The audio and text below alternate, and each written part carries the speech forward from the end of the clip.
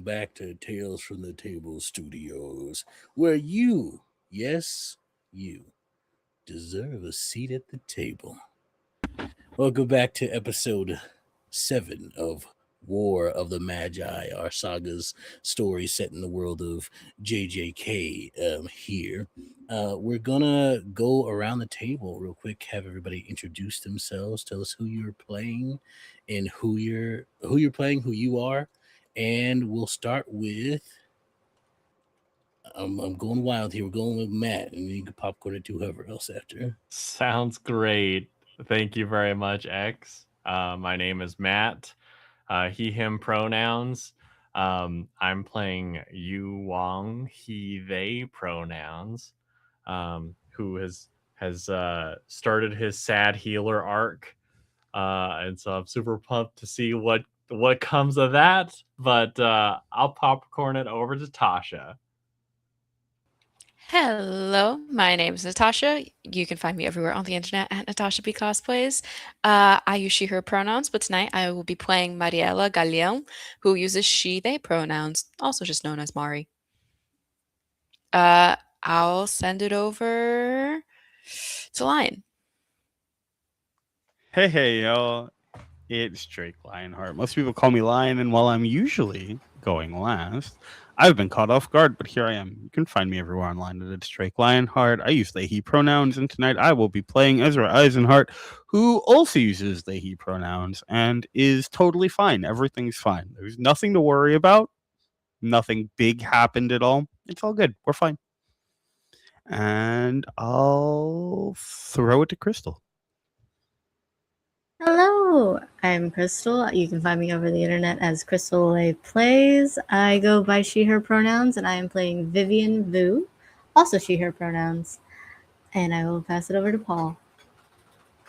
Hey everybody, I'm Paul. I'm back and I'm unapologetically black. I use he, him pronouns. I'll be playing Franklin Freeman, who uses he, him pronouns. And yeah, everybody's fine. Nothing bad happened at all, and we're not going to confront any sort of existential issues at all. No one's having existential issues.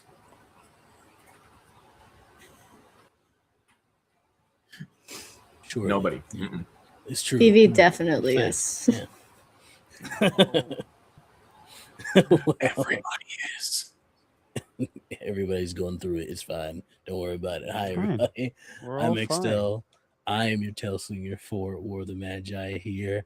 And yes, it is true. There is no war in Washington, D.C. No war in Washington. Trust me, it's all fine. Nothing's going on. They're not going to go through anything emotionally traumatic this episode. Speaking of emotionally traumatic. What even is emotional trauma? Nobody has that. God. Oh, don't worry. It's just going to be a light roleplay episode. I'm sure it'll be fine.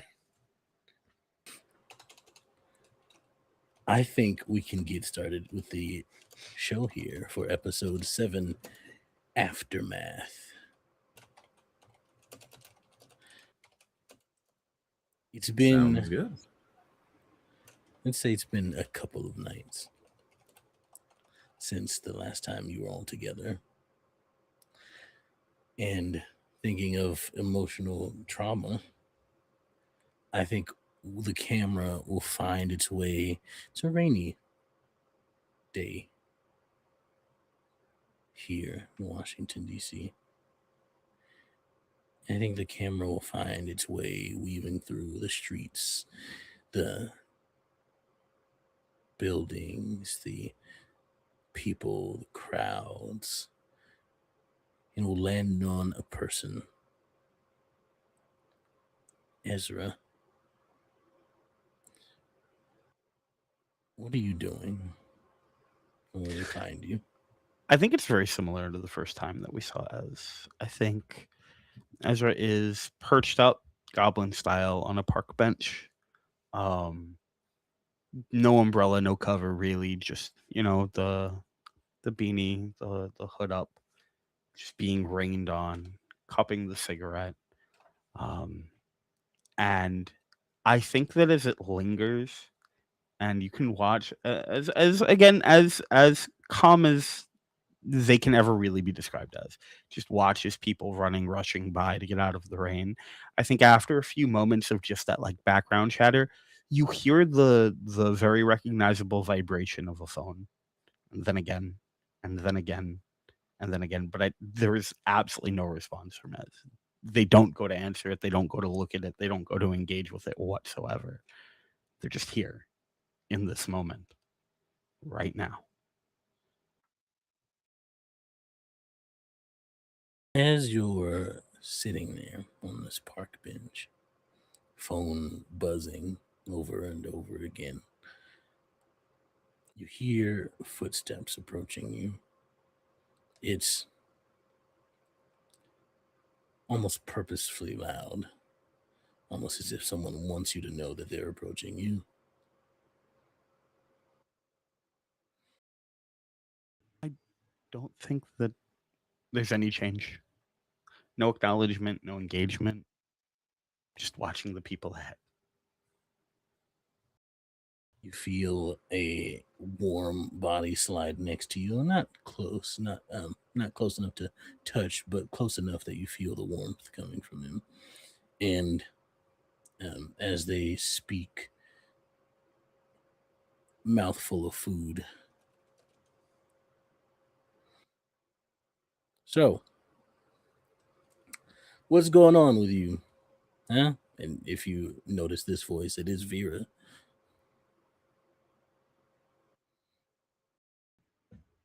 What? What do you mean?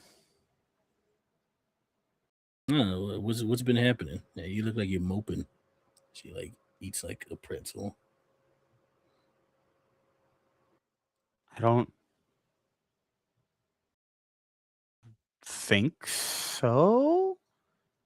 It's like decompression, right? You take some time, you just take a couple breaths. I know everyone's got a lot of stuff that they're dealing with, and I obviously don't really want to get in anyone's way right now. We just had like a whole heavy thing happen for some of them, and I'm just hanging out, waiting. Eventually, they'll be ready to talk, and when they're ready to talk, I'll be around. How you gonna know when they're ready to talk if you don't pick up your doohickey? Oh, I must have missed that. I get so distracted with everything, you know. It's just there's so much going around, and there's people running everywhere, and sometimes you just forget. You know, I like to go home.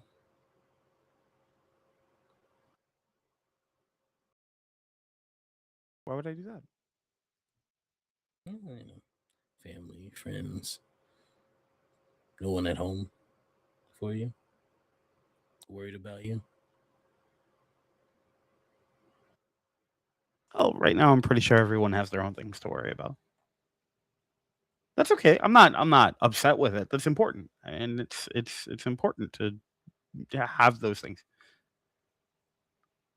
She like for the first time turns her head towards you and looks at you, squints, and you can tell with this look that she knows something, and her eyes go from a squint to a wide, and is like, you know, I'm not gonna make you talk about it, but it might be nice to at some point. Oh, sorry about that. Drop my pretzel. And that's a 5-second rule, right? They say. Takes a It's bite of raining. it It's again. probably not a good idea. Okay, And, must be a good pretzel. reverse technique is wondrous. You can heal just about anything.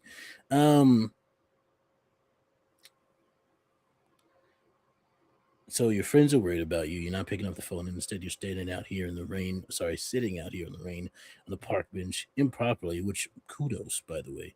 And I don't know if it's really technically improper.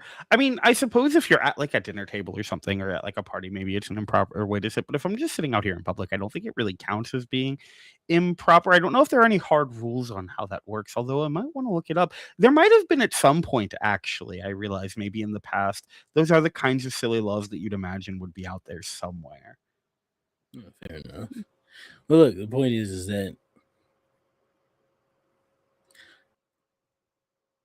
look, I get it, right? I get a lot of what you're coming from. I think But point is, you got friends that worry about you. And in this line of work, that's rare. I mean, you're lucky enough to have come in with them, so it's kind of an established deal. But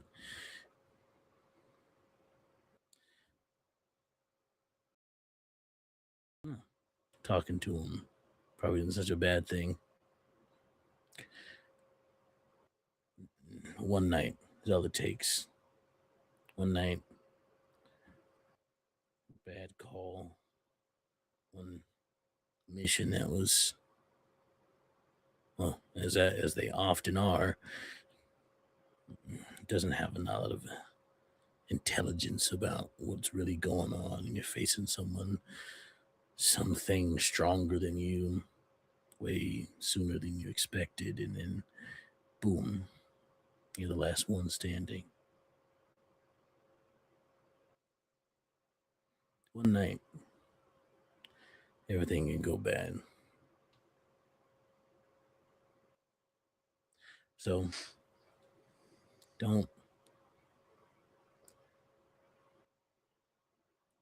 we can curse each other, you know that? People do it every day. I hate you. Oh, look at that dress you're wearing. Oh, see, I was excited. I thought you meant that, like, in a technical sense, there were ways to like curse people. That'd be interesting. I mean, no, have there to- are you can do like a very specific. You can like sit there and do like a whole thing, but also it's like it just comes from the emotions. Really, like you don't have to focus it that way. But yeah, I mean, you can. There are people who do. Oh wow. But point is that if something happens to them or you before you get the chance to speak to them, and you don't have the words said between you that you wanted to or they wanted to, that becomes a curse. It follows you for the rest of your life. Heard about a kid that cursed his like girlfriend or something when they were like young. Then their spirit followed him around for the rest of his life and killed people when they tried to hurt him. That seems like a lot. Yeah. I've done a lot of research since I woke up. Point is, talk to your friends. Okay, we'll get another pretzel. These things are delicious. She like stands up. Don't go to the cart over here. You always says that you want to go to the one. It's like 3 blocks down. It's like 4 times better.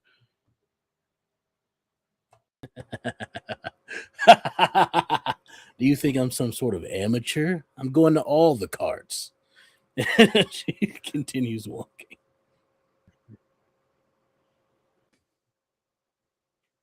Yeah, I guess that works. And then there's a pause, and I think Ez sort of like glances down at their pocket.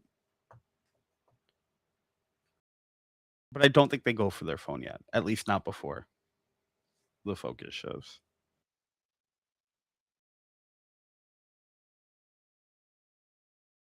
The camera pans upwards to the sky and points back down, and it is above a familiar place. I see a familiar figure walking into said place. Vivi, what are you doing this evening? I think since the day that she walked out of the HQ, she went straight home. And she's been spending most of her time at home. I think the reckoning with mortality of the situation, and seeing that one of her friends could have died, reminded her that if she dies, she'd be leaving her father alone. And so she's been going back and forth of the question of like, do I keep doing this or do I stop so that I can spend the rest of whatever time I have on this earth with my dad? And I imagine he's probably picked up on the fact that she's spending way more time in this restaurant / apartment than she's ever had in the past 4 years. I think he will find you at a time when you're upstairs, when it's closed, and running up to durian in hand. My father's like, all right, I got more. I'm gonna make more of that ice cream. And wait a second, what are you doing here? Usually you're out with friends, or they're downstairs eating my food. I can't want to spend some time with my dad? Okay, that's nice. And he like sits down next to you. Do you want to help me prepare these? I gotta like crack them open and prepare for the ice cream. It's gonna stink real bad. I got a couple gas masks downstairs though that we could put on while we're wearing them. I don't know if it's like the ones the painters wear. You know what I'm talking about? Yes. Yeah. Don't forget the filtered. gloves. Yeah, the gloves too, because otherwise it'll get everywhere you touch. Too, Your hands will smell like durian for days. Yeah. Yeah. We'll open up all the windows. It'll be nice. Little father-daughter bonding time. Wouldn't that be nice? Sure, Dad. Okay, come on. He gets up and he starts going down the stairs, like very happily, very giddily rushing. She'll follow him down because I imagine they want to do this in the kitchen downstairs. And through the door that leads from the kitchen to the rest of the restaurant, you know how those doors have like a window, right? And through that window, she sees the crack on the mirror from Halloween. She captures a glimpse of it. And her mood dims even more.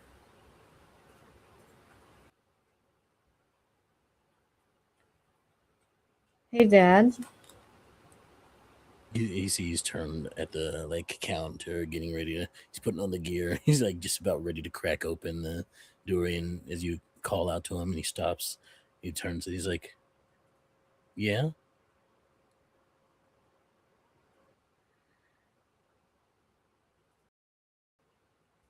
Hypothetically speaking, if I had some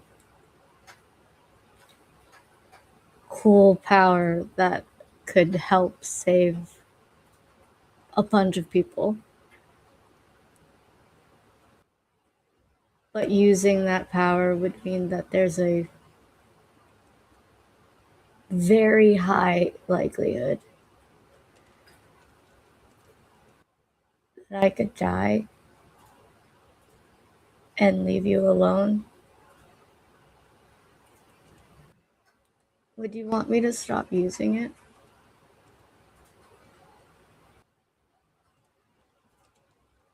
He like pauses for a moment, sits down, like the knife, takes off the gear.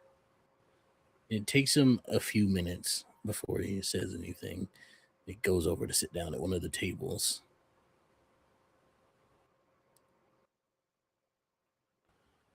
I'm not sure I understand. Are you saying that?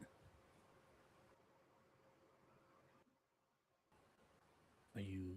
It's just a hypothetical. Like, you know those superhero movies I made you watch that you didn't completely understand, and I had to translate for you? Yeah. Was it Marshall, United States, and Steel guy? Yeah, those. So you know how they fight a lot of bad people, really strong people. and so they're in danger a lot. And in the movies, of course, they're the good guys, so they win. They get to go home. But if that were real, they could get really hurt, and they wouldn't be able to come home. If I were them, would you want me to stop?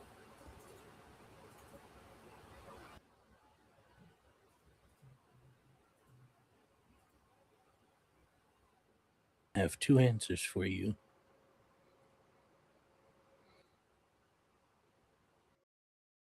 One is honest.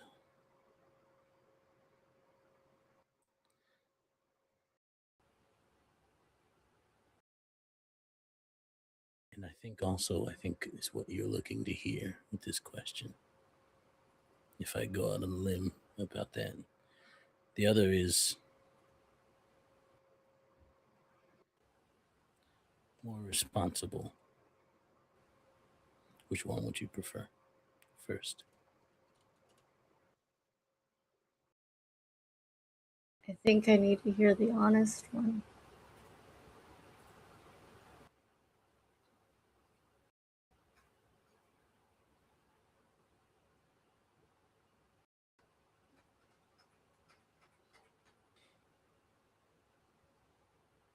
I wouldn't want you to continue with that if that was the case. If this was a very big chance that you might not make it home, then that would sadden me deeply. As a parent, I should be the one to go first. You know,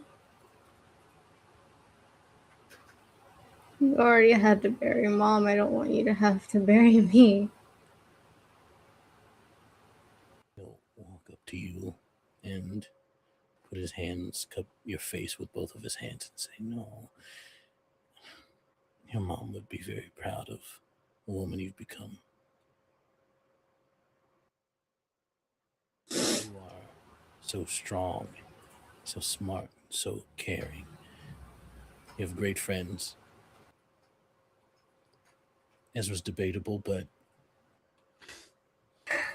they're good at heart, but you know. The point is that you've always had the strength and the ability to make good decisions for yourself. I think the And problem is this decision isn't just for myself. which leads me to the responsible answer.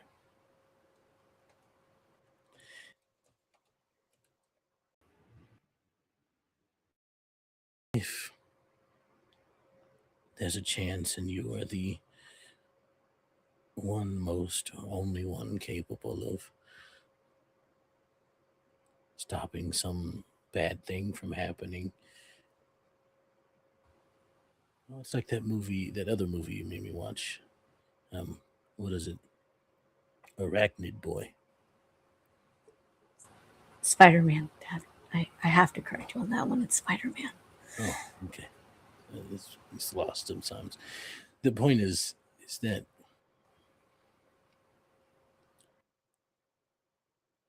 it's true that when you're capable, the responsibility that you have, the responsibility doesn't always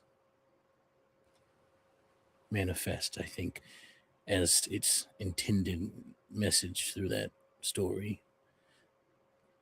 I don't think it means that you have to help people. Sometimes it may mean that you have to hold back. But like I said, you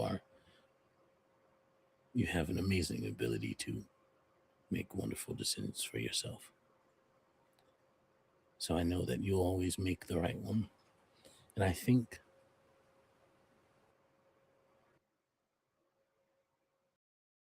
you can see like a tear starting to well up in his eye. And I think you're asking me this because you know what the right one is for you, but you're afraid of it. Yeah.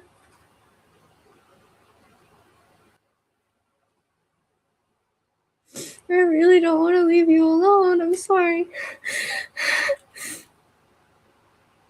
Pull you in for a hug. It's okay. You are my pride and joy. I'm sorry, Dad. I really don't want to go.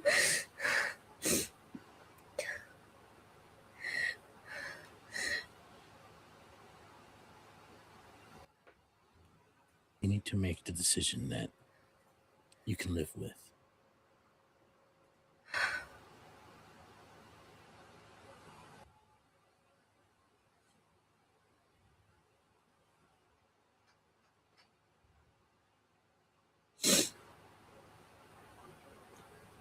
I think those were like the magic words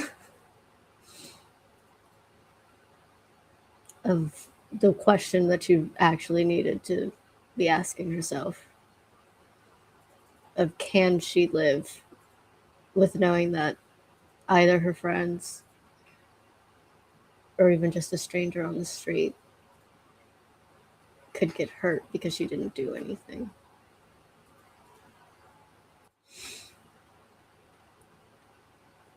So it calms her down a little bit.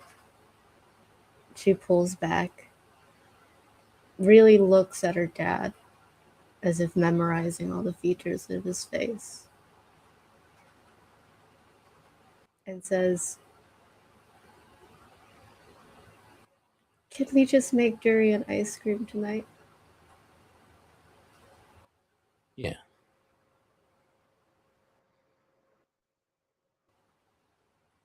Two of us, yeah. Yeah. Okay, here. And he goes to grab like an apron and the extra like face mask to give to you. It's like, you're definitely going to need these. I cried last time. I don't know if they're supposed to do that. I don't think that's supposed to happen. Should we see a doctor? Nah, I'm fine. And he turns around. And he looks at you.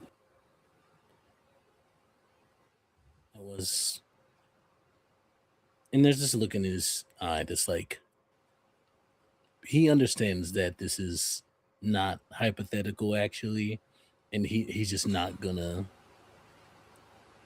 acknowledge that part. But Mhm. I think there's a piece of him that still wants to, in some way,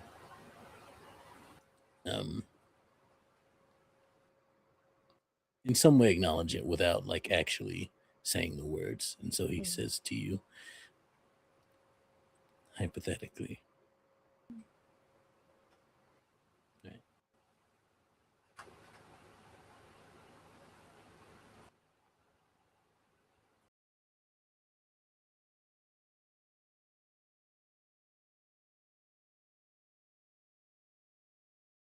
Did X freeze or is it just me? Okay.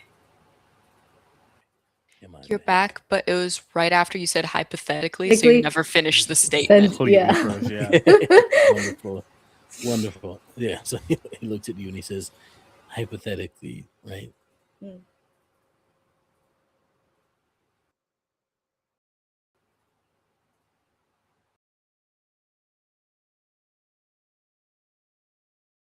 Did I freeze again? No, you're good. You're good. Oh. Unless you said something after hypothetically. Yeah. Is it hypothetically right? Like, no. Yes. Hypothetically. Okay, let's make some ice cream. Should we make enough for your friends too? I think they'd really enjoy that. All right. Maybe I'll go out and buy a couple more tomorrow.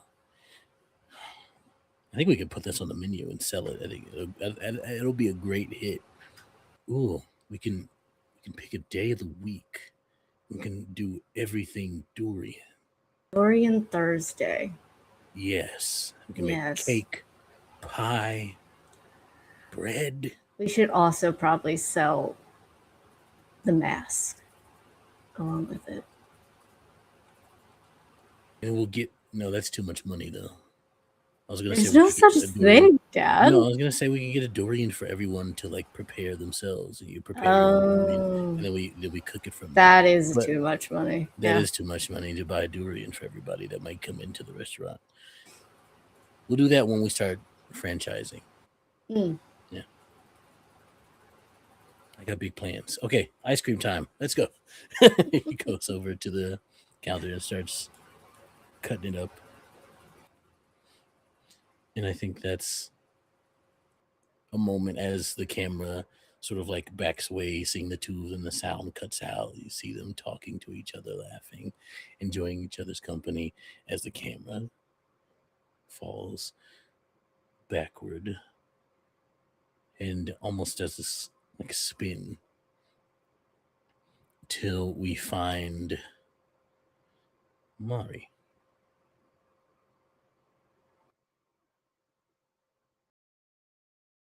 What are you doing tonight? After the conversation was had, she did call her parents.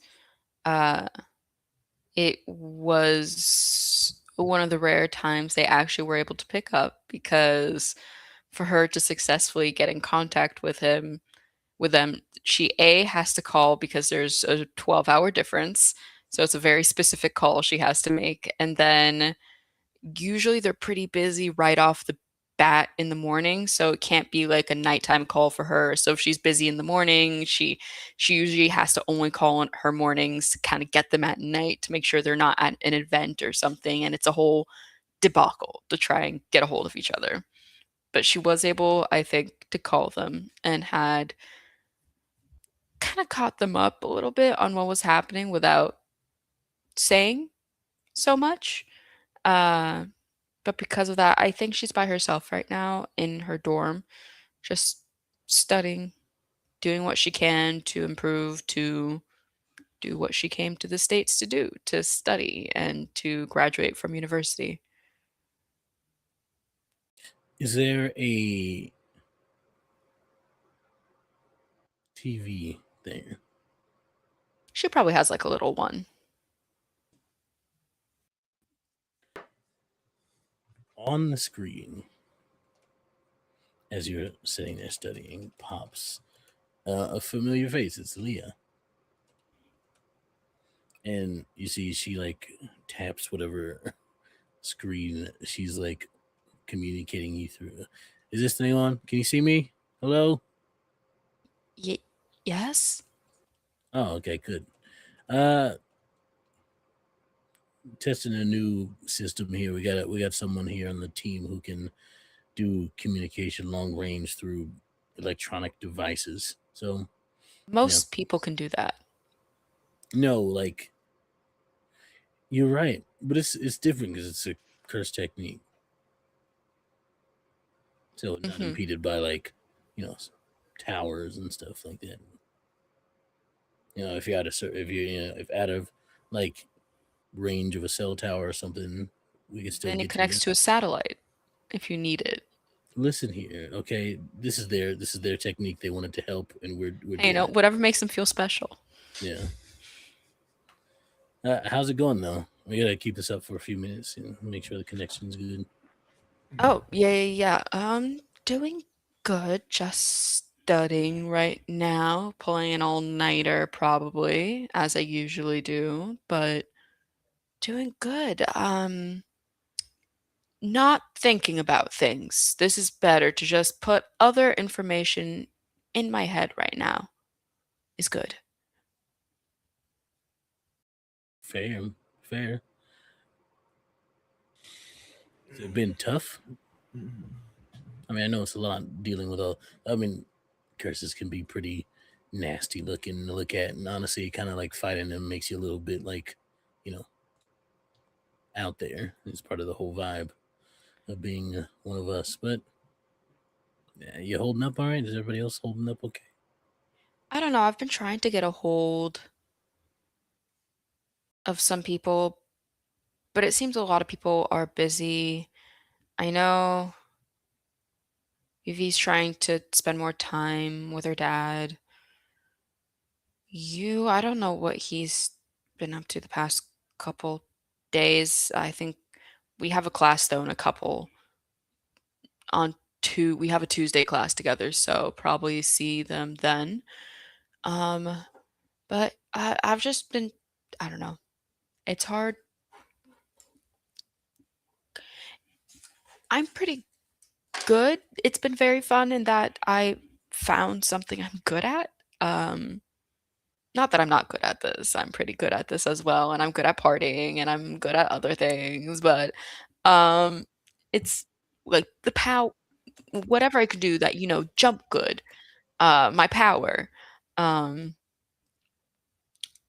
it's like been fun and I'm good at it. But I get it just hard getting back that night and then hearing what happened and realizing what a fucking tactical mistake that was, sending out the two of them and not sending neither of us out, Franklin nor I, with them. It just I should have known better, should have thought things through. How often have you been in a situation where you need to tactically think about how to approach a possibly deadly situation? Well, I could tell you about a few music festivals, but aside from Fair. that, uh aside from that, yeah, not many. But it's one of those things where it's like I wish I could just my parents are kind of far. They're all the way in Tokyo, so it's kind of hard to get in contact with them. Yeah, it's always real hard to get in contact with them. What do you mean? For you. No, what do you mean? What do you mean?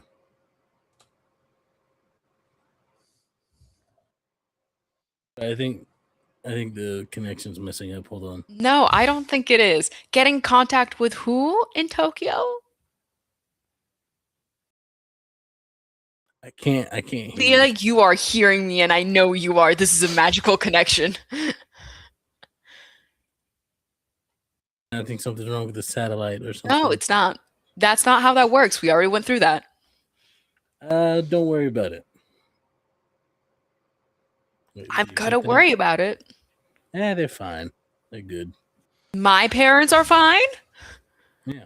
Are you keeping eyes on all our parents? Yes. But why do you need to get in contact with them? In case, something ever happens, you can let them know. You were saying people just disappear all the time. Like that was the first thing you warned us about this life is like, oh, people just go and they'll never know what happened to you. It's good that you have friends who are in it, Yeah, but for our people, we always let their families know. It's always a story, a car or accident and electrical pole. One time we spun one with a duck was involved. Don't ask, but Can I do like a BS check? go ahead. We're gonna say roll a D10 unless you have something else that influences like your insight or something like that. Yeah, I don't think I have that. The difficulty. I'm trying to remember. Lower is hard. Lower right? better. So we're gonna make it a. Let me look at her sheet really quick. Okay. How good is she at stuff? I am good at lying. I am not good at detecting truths in particular. We're gonna see if she's good at lying and or the other also. No, so you just roll a D10. We're gonna make it a difficulty of a 6. 6. Okay. 10. 3. Yeah, she's lying. Yeah. Not about the stories about the duck thing. She's like, Yeah, literally yeah, like, yeah. don't No, ask no, me that about one Mario had already brushed that. No, she's like, no. But the rest of it, yeah, about your parents, she's like, yeah, sure. You keep tabs on them, make sure we can warn them about. I mean, tell them something happens to their family members. Sure, yeah, no, of course, that makes sense. Yeah, yeah, no. Thank you. That's honestly a very responsible practice of you. I appreciate it. You're welcome. Mhm. Um, Do you have all the testing you need done? I do need to get back to studying. no, yeah, that's fine. My grandma says that Ezra is ready to talk, and that he's at some park or something. So whenever y'all are ready to There's so many do that, parks in the city. you know the one. No. She gives us precise park. Okay. I don't know the precise part, but she gives one. Yeah, that one. Her words Okay. says says she talked to them and they were like, yeah, totally ready to talk to my friends about stuff. That's what they said? That's what she said. They said. Okay. I'll text them again. She also said, don't do that. Just show up. That seems abrasive. I'm just passing along a message. Okay, well, I'll do that in the morning or something. Then it's late now. I don't know if they'll be at the park in the morning. Well, I can find them. We have location on Ez because of how often this happens. That's fair. That's fair. All right. Good night, good talk. Squints her eyes at you one more time and be like, did I slip up? No. Okay, we're good. Oh yeah. All right. See ya. Bye. TV shuts off and on it is a address from President Reginald Victory. He's talking about some nonsense about I how turn it off. he's cool. Yeah. And I close my book and I'm going to sneak in to the headquarters. He's sneaking into the I'm going to try and find any information on our parents in there. Wonderful. This is great. Roll something for me, and I'll tell you the information later. Okay. But roll a. Do you have anything that helps with sneaking? I have like a or- movement one. It brings it down to a D8. Like, I think that could work here. okay. So go ahead and roll that D8 difficulty here. It's gonna be Cool. it's gonna be a big one. This is gonna be tough. It's gonna be a 4. Probably. Okay.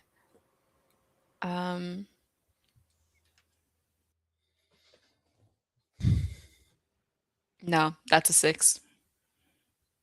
Well, rough times. You want to use Come you wanna use an on. effort or something? You could call me. You could call. Metagaming. If I use an effort, I feel like at this point, when you mess up, you're already kind of there situation. It's not like I wouldn't know ahead of time that I was going to mess up. Yeah, I will use an effort. I never use those. Effort will give you an extra die to roll if you use boost. Sorry, this boost is the thing. Boost is 3 effort for an extra die here. Perfect. Let me roll that again. And whichever one is better, you take that one. It's a 4. Hey, nice. Beats it. It's good stuff. Okay. Lit, yeah. So you're able to sneak in and gather the information that you're looking for, and which we will get back to next time. Next time we see, that's the end of the episode. No, I'm just kidding. No, you get screen time. You don't worry. The camera follows Mariella through the headquarters, sneaking into the offices, gathering the information on that the headquarters may have on their parents. And the camera goes through a wall and into the back of someone's head. Um you don't feel this camera hit the back of your head because it is not tangible to you. It's not an actual thing for you. But Great. it does hit the back of your head and then pull back a little bit till we see that it is you. So what are you doing tonight? So, in the aftermath, Yu has been spending like all of his time in the kitchen alongside Jaime. I mean, I think the first thing, just like whenever it came to any of his emotions, his way of dealing with it was to do things. And so at the moment, his focus is just on cooking, trying to create as much as possible. And like every ingredient, he's trying to put as much of his energy into, because he's trying to create more, to provide more for everyone going on missions, because he doesn't want anyone else to die. He wants no one else to get close. So he's trying to work at a breakneck pace. And until like maybe at some point, just exhaustion takes over. He can't put any more into just another morsel, another scrap of food. And in frustration, he would probably reach out to Jaime and just be like, I need to do more. How can I do more? Jaime will. It's a similar vibe, but not as like mean, so to speak, as you remember in Spider-Man when the Green Goblin just like smacks the back of Peter's head and like it's like so kid. It's the vibe of that, but he doesn't smack the back of your head, but he does like pull out from his like he always wears this like white coat like he's a scientist um and pulls out from there like a couple of lollipops um, and unwraps one and tosses you the other one, and the unwrapped one sticks in their mouth as they lean back against whatever like surface is nearby, and they just say, "Yeah, eat that. It's good. You feel better." I think you would very disgruntledly open it. It's that kind of like he wants to do things and he feels like this is slacking off. And so even the wrapper of the lollipop is giving him problems. And he's like just "Ugh," and just trying to brute force his way through it, which just ends up like popping it up and like narrowly missing, like shattering onto the table. But he'll disgruntledly pop it in his mouth and just be like, yeah. It's good. And as you like start to like as you start to like taste it and the flavor of it starts to like coat your tongue, and it's just candy, right?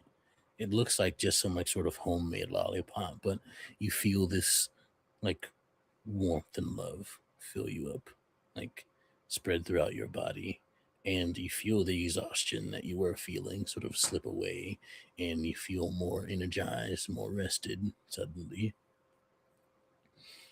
Better? Yeah. Yeah. Did you do this? Yeah. I mean we do pretty much the same thing. It's really nice. Thank you. You want a tip? Yeah.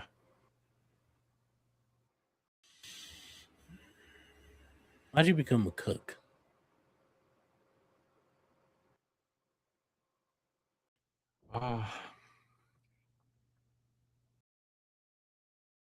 You will ponder for a moment, and I think initially he thinks about the reason he tells everyone that sounds good on paper, but after everything that's happened and after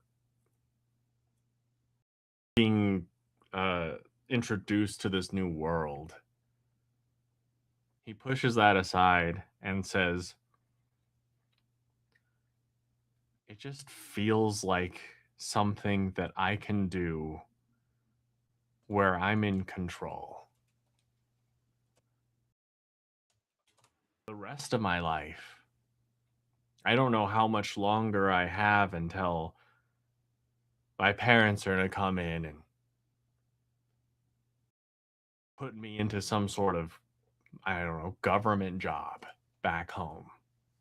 I don't know how much time I have, but growing up, it was always do what they want, do what they need. You have to follow the instructions, you have to do it to a T. But with cooking, it felt like something that I could choose myself, something I could do for someone that, for anyone that I wanted to, where I could make something that my friends liked or didn't like. And it was all under my own power,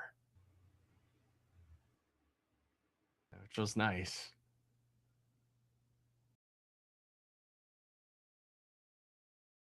It is nice. So why are you letting it control you?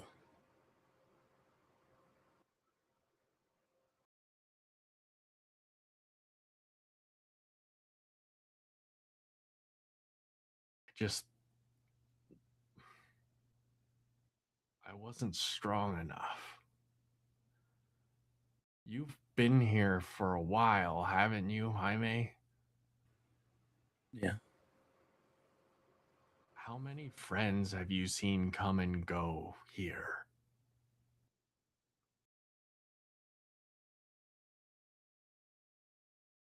A lot.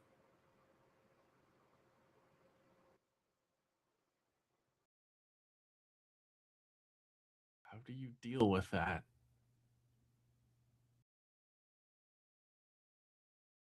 Walks over to the stove, turns it on,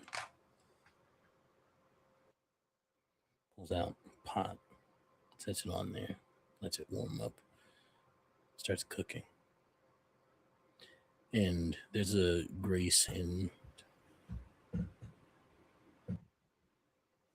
a care to every action, every whisk, every flip, every turning down of the flame. There's a care and a importance to it, to them, that you see. And after about 20 minutes, they finally answer you. After the dish they've made is done, an omelet.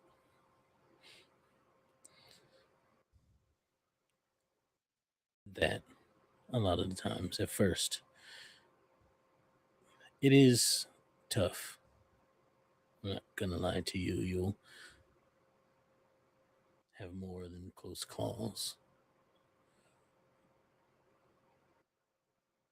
And for a long time, I asked myself, how could I be so weak, or how could I have done better? And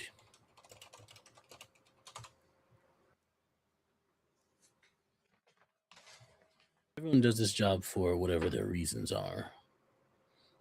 And at the end of the day, they're still doing this job, though. Whether it's for money or for feeling strong or to help people or to learn themselves or even to just be with people they care about. They're still here doing this work. And I realized after a long time that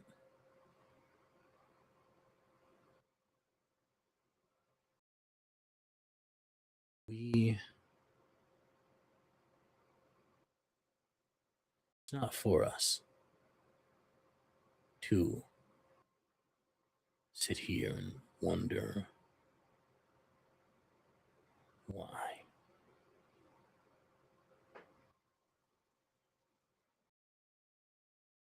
A lot of times it's out of our control. We're up against forces that honestly is outnumbered and outclassed us for as long as we could remember. But we still fight. And despite that, we still go out there and risk our lives.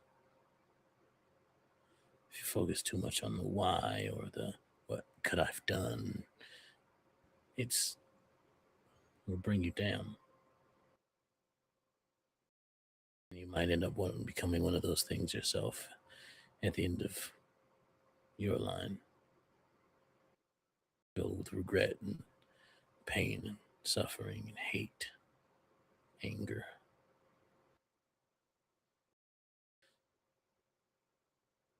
Best thing we can do is do our best. And the best way we can honor our friends who have fallen and protect the ones that are still here is to respect them and the life they lived. And in some cases, still continue to live. And focus on the ones that are still here.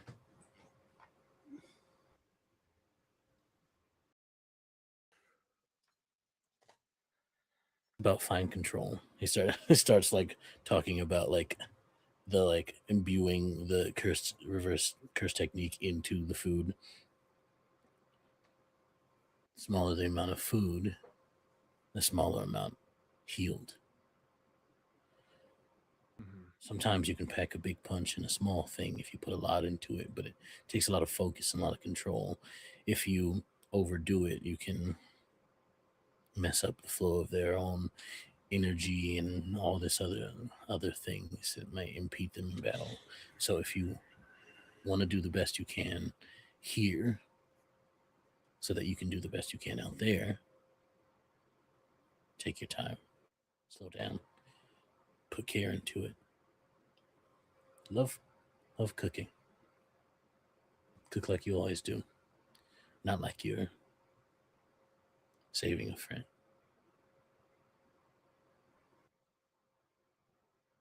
They loved your cooking before, right? Yeah. And you have nothing to worry about.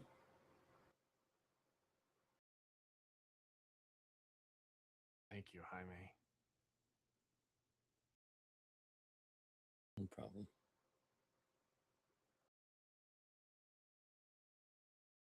Let's make a dish together, huh? I got this big cake that I've been trying to put together for a while, and I needed two extra hands for it. And now you're here. So big cake, chocolate, then vanilla, then strawberry, then no one really likes coconut. I'm going to be honest with you. People say they do, but I don't think it's true. And then it starts going off. I'm like this like 10 layer cake. Wow. Yeah. I think you is just gonna. I think he feels much better after hearing the wise words of Jaime, who's, I mean, been in this position for years, who's had to deal with these emotions for years, and with newfound resolve is ready to help him with this wonderful huge cake. Big cake time. You can swear out of the corner of your eye you see Mariella, but it's like she's not there as soon as she was. Yeah.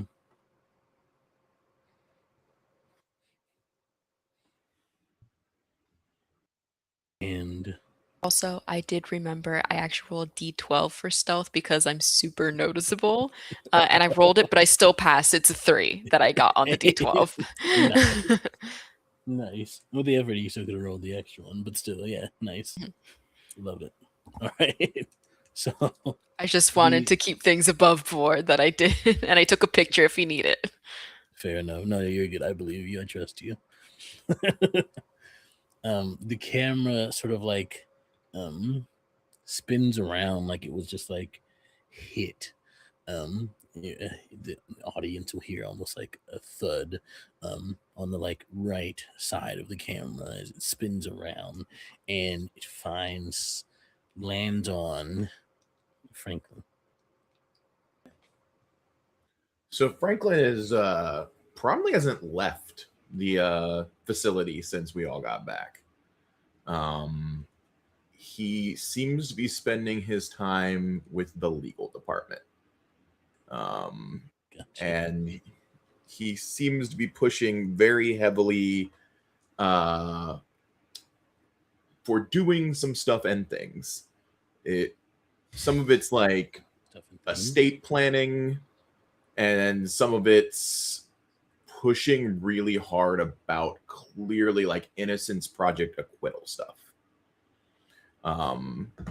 It is very clear that he might not be trying to get back into the groove of things, but didn't internalize, but maybe figured if he's going to go, he should make sure things are in order. Like he's instead of dealing with existential dread, he's just planning on doing the best with what he's got left, is kind of might be the approach he's taking on some of this. So you can find him there probably talking with whoever the legal person is, and probably annoying them to no end. Let's just call this person John.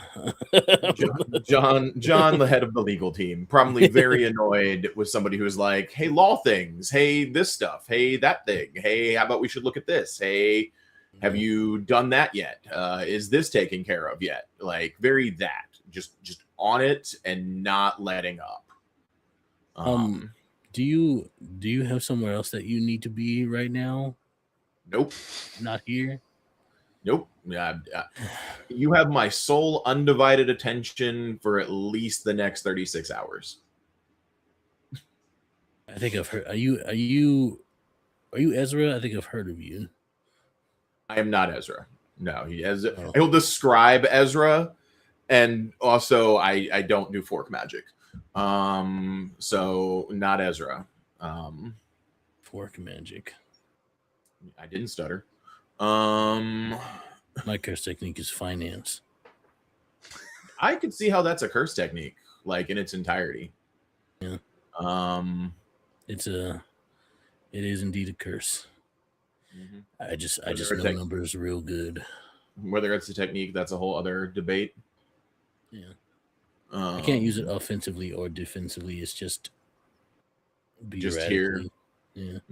No, that makes sense. No, mostly some stuff went down. So mostly I'm just making sure everybody's stuff is in order. Oh, you want to make sure that, in case something happens, everyone has their, their bank accounts and stuff stacked up, or families. Partially bank accounts stacked, partially people get what they need. Most of us are too young to have life insurance policies, and we should probably fix that in this line of work, it feels like. I mean, and then we can do that for you. Most people don't come to us about that. They think they just don't. It's part of the plan, but most people just don't come by to enroll. So it's a whole Don't process. think about it. Yeah. Yeah, because No. it's like, oh, we fight monsters, and then we go out and we almost die, and like they don't think about, like, oh, we have actual forms and stuff that you can fill out to make sure that your family's taken care of in the event of, like, your probable and like what's the word I'm looking for? Inevitable death. So I it's a whole hear thing. you. I hear you. It's a new idea on my plate, and it feels like an idea I should be looking into. That's fair. But also, what's the best way to put this? I have family that's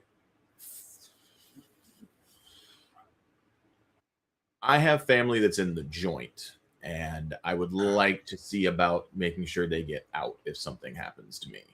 Oh yeah, The money you do guys are paying us is way more than what is going on, and you have a legal department, because clearly that's why we don't get picked up all the time.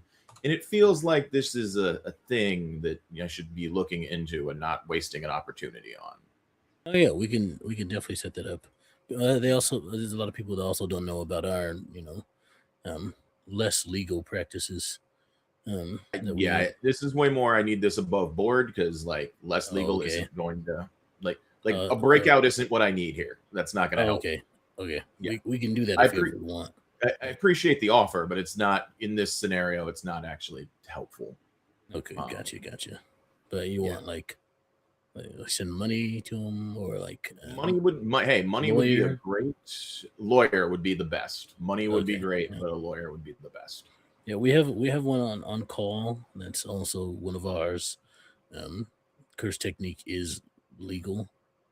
The whole just legal, the curse technique. All right, cool. Yeah, it is. It's the techniques come in all shapes and sizes. It's kind of. I didn't know just legal was a curse technique. I mean, I'm sure you didn't know finance was either until today. Oh no, I've taken finance courses in college. I assume that's a curse technique. That's not actually that surprising. That's fair. That checks out. I mean, that's sorcery to begin with. So the fact that there's a curse technique built around it is not surprising. Yeah, we can get our legal guy on it. You wanna Jimothy Esquire is the name. Jimothy? You said Jimothy Esquire? Okay. Yeah, not a problem. Third. But yeah, I need 5 copies of, like, he's gonna go over like the life insurance forms for everybody and all that type of stuff. And then he's also gonna be like this, that. He really apparently just decided his response to this is getting into estate planning. That's apparently his new hobby. It's awful. It looks like we already have response. Looks like we already have one for Mariella, I believe, on file. So I just need to do that. Why is that? Did she swing by and check that out, or maybe? I don't know. I don't remember, but I might have been off that day. You may have. Marielle, I've known Marielle a long time. Planning ahead is not really, like, I'm not trying to bash my friend, but planning ahead is not like on the list of things she does on the regular. So I mean, that's interesting. It looks like it was. How old is she? How old is she? Yeah, like 20-ish. Like, not old. Slightly younger than me. 19, 20. I don't. So 18 years ago. Well, that's disconcerting, because that means she didn't file that. Not on. She isn't showing up for her. One or two. It's not for her. She's named as one who would receive the benefits. Oh, she's named as a recipient. Yeah. Who's on the form? He's like, no, he's literally just going to look over and not like use his height and bulk to lean over and look at what's going on. Like, and he's not good at maintaining the confidentiality. The computer is just like open for you to see. So, yeah, who's the name on the forms? You would see the. I'm forgetting the names of Mariela's parents. But I don't think I ever gave them names. I was looking for that too earlier in the episode when I was like, "Oh, they're probably going to be brought up." We did not give them names. But and so until we decide what their names are, you see Luis, their names. For the dad. Mm-hmm. and Camilla for the mom, we'll say. Yeah. Those are the names you see. Camilla. Okay, sweet. Yeah, and I'm gonna be like, well, that's gonna be an awkward conversation later. All right. He just kind of blinks for a moment. Is like, that's gonna be awkward later. All right, I'll deal with that when the time comes. Sweet. Are you okay? I heard you. No, guys just went through some Mariella's rough parents are a stuff. weird spot in general because they traveled a lot, and like the fact that they might know what's going down feels weird. That's just an awkward family drama that I don't necessarily want to get into, but feel like I'm going to be on the outskirts of now. I don't even know. Like, it's not really my business, but I feel like I'm gonna be the bearer of bad news. That's fair. Maybe I shouldn't have told you this. You're fine to tell me. It's whatever. What's the worst that could happen? You know what? That's right. You're right. I heard you guys had like a tough time last time, though. Are you all right? I mean, I'm not the tough. I mean, we psychology didn't guy. have like one member of some people in our crew may have got a little bit over their heads, and that's okay. Dealing with it emotionally seems to be not on the thing that people are dealing with the best, and it makes sense, but I'm just not a fan. Do you guys need to see our therapist or something? I mean, Yeah, I mean, there's a group therapy thing. That's probably not the worst idea. Like, I'm just saying. Yeah, he's got a curse technique therapy. Pretty good. That's not surprising either. These this naming conventions on these curse techniques is killing me, bro. You just can't be like. I understand that fork and therapy and all other stuff that goes along with that on these techniques are pretty self-explanatory, but I don't want to be like, I expected more, but like there is a level of like, it feels like there should be a bit more here. You should see the domain expansion. The domain expansion is called "How Does That Make You Feel?" If I understand. Yeah, that's fair. That makes sense. Yeah, it's always creepy when somebody's like, nothing. It made me feel nothing. I'm sure that's happened before. You seem to be taking it pretty well. Oh, probably not. I'm probably just internalizing a bunch of stuff, and it'll come back to haunt me way later in life. I'm over here looking at life insurance policies, and I'm not even 25. But clearly, I'm not handling it well. That's fair. I'm debating on talking to my best friend whether I should tell her that she should quit because it'd be safer if one of us survives, and that is a real struggle I'm going through. So yeah, I'm handling it as best as somebody who can't handle it and doesn't want to turn into a raging alcoholic can be.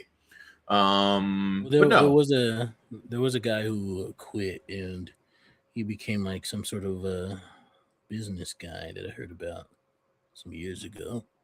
He ended up going back, I think, though, because he said something about, as far as I understand, I went to visit one time, and his explanation was, if work is shit, and if being a Magi is shit, then he'll do the one that he's suited more to. Sure, yeah, I guess that makes sense on a level of sure. Yeah. If everything is crap, then nothing's crap, right? That's the way this works. Yeah, he's very strict about his hours, though. Yeah, I mean, I've heard worse ideas. Is 9 to 5. He clocks out at 5. Yeah, I mean that's fair. I can think of worse things to be messing around with. I mean, to be fair, you're risking your life like this and stuff all the time. I think it's fair to be like, I'm done at 5. Yeah, like that work-life balance is what they tell us, right? That never actually comes into fruition ever in any of the history of ever. Would you like a hug or something? No, not right now. Okay. I don't think on the table. I didn't know that was in the accounting power spread. Are you like a super good hugger? I don't know. I've been told I give decent hugs. Yeah, I'll hold off for now. If you had said you gave great hugs, then I'd be down. But I'm not looking for a subpar hug right now. That would just make it worse. That's fair. My abilities lie in finance. You can talk to. Oh, Jaime's a real good hugger. That's who's real good at that. Sure. If you have a hug recommendation, I'm down for whoever's got the hug. Whoever's like tier 1 hugs. Yeah, Jaime is good at hugging. You can hug Leah if you want your back cracked. I mean, maybe that depends on later. That feels like a much later situation. My back has not been killing me right now, but I could definitely see how that might not be a bad thing. She's really strong. Yeah. Okay, well, if that's, I got all of that set up for Ezra, Vivian, you, and you, and you, yeah, and Mariella now has her own. Yeah. Are you all each other's recipients, or is this other people? I'm sure there'll be people who are signed off to be each other's recipients. You can put me down as VBs, and that's fine. Like, okay. Like that'll be what it is. But yeah, like there will be things. I assume I'm making assumptions, and I shouldn't do that. But oh well. That's fine. Yeah, right. Well, I'm about to head on my break right now. If you want to keep chatting. Nah, I will go over any paperwork I seem to be missing and go from there. Okay. Well, if you get logged out, my login, he gives you like his login password. he gives me the login. If you get logged He's out, like, here you go, bro. Yeah. It changes daily, so that's fine. Yeah, sounds good. Appreciate you. Thank you for your time. Yeah, and he'll move on with his day. Break time. And that's where we're also going to go to break. Thank you all for tuning in. We'll be right back in about 10 to 15. And we hope you enjoy the story so far. And we'll be back with more of War of the Magi when we return. Oh, yeah. Bye, everybody. Bye.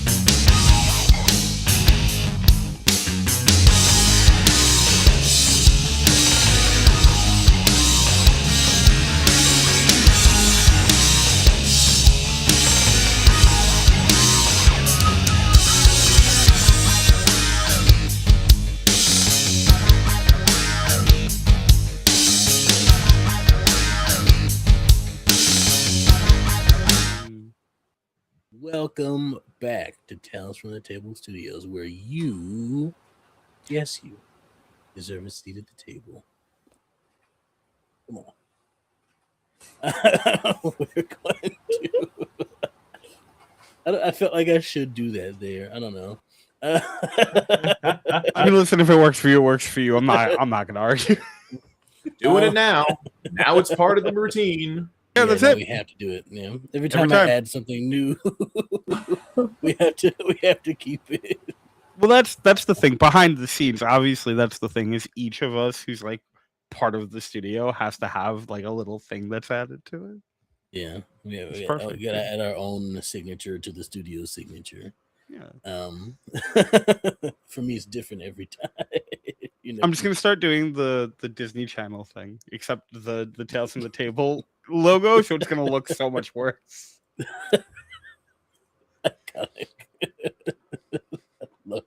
Circle TF TT. Gotta get the die. In the book. Hi everybody, we're here. We're alive. Don't worry about it.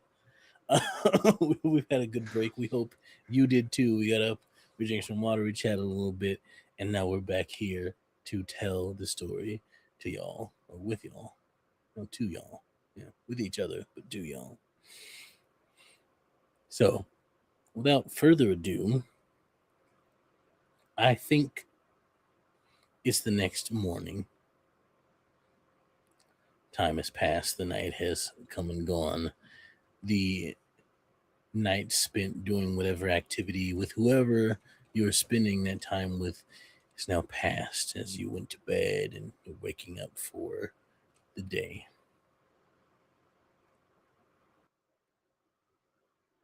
And do you all I'll ask this to Mariella. Did you tell everyone else like we gotta rush Ezra tomorrow? Yeah, I'll text the group. Although I think how Ezra described it, everyone's kind of already been trying to check in and just unsuccessful at reaching them. For whoever's wanted to, yeah, absolutely. But yeah, Mari would let the group know and be like, "Hey, I think Ez is ready to talk," and then we'll check their location. Where is Ezra?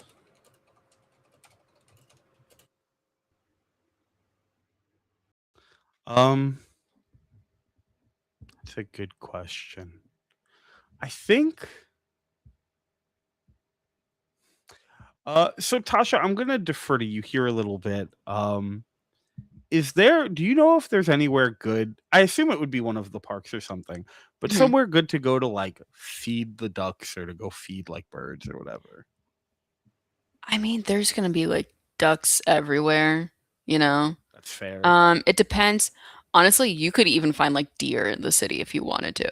I mean, yes, I'm super down for that. Where would be a good place to do that? That's Rock- where Ez is. Rock Creek Park is a national park that's like a creek that runs through the middle of the city, kind of going down diagonally. And there's still deer that live in that park that you can see pretty easily. They're used to people. Then that is where Ezra is. That's awesome, by the way. Thank you for sharing that. That's so cool. In fact, this was sponsored by the DC Tourist Department. Also known as me. DC, hit us up. We're always looking for good sponsorships. Sponsored by Washington, D.C.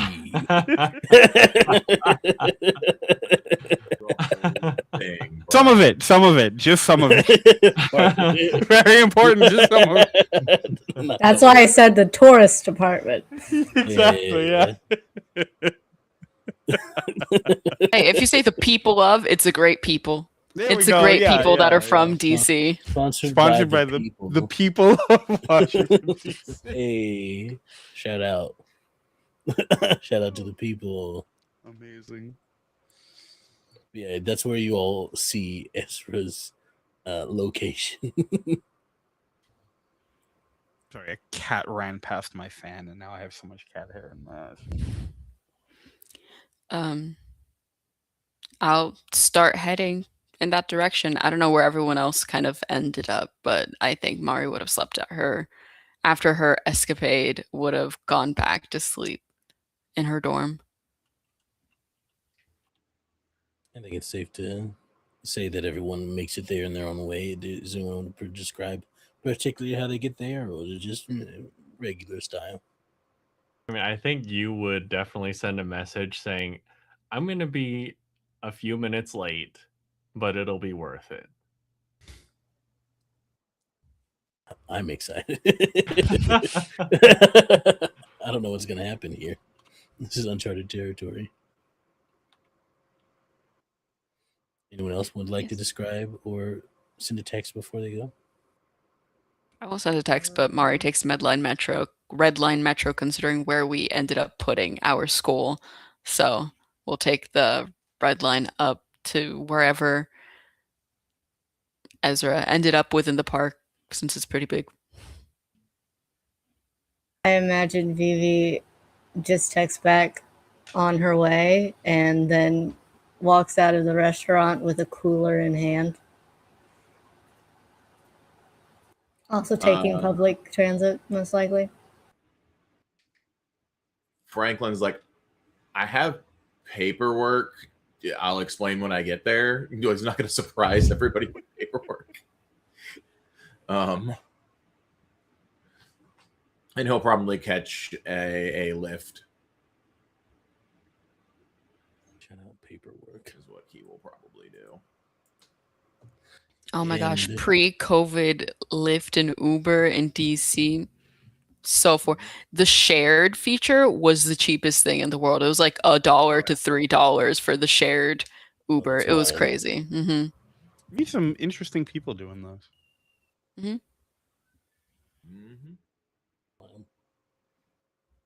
Have a good time, maybe. Most likely.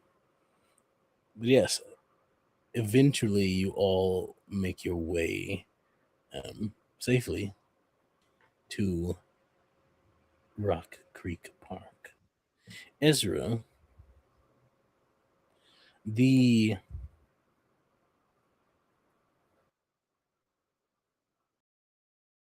almost like quiet, almost it's the quiet of nature, there's still sounds going on. Sounds of the creeks. I imagine there's some creeks in Rock Creek Park. The sounds of the creaks sounds of the creek. Down along the creek. The sounds of the animals. The deer are indeed eating whatever food you place out for them. The sounds of birds and all that. And there's this feeling, the quiet starts to become a little loud. The peace becomes much more. And as you stand there, you feel a presence come up behind you.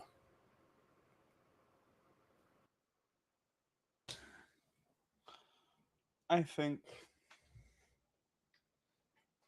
think I turn around slowly to see what is coming.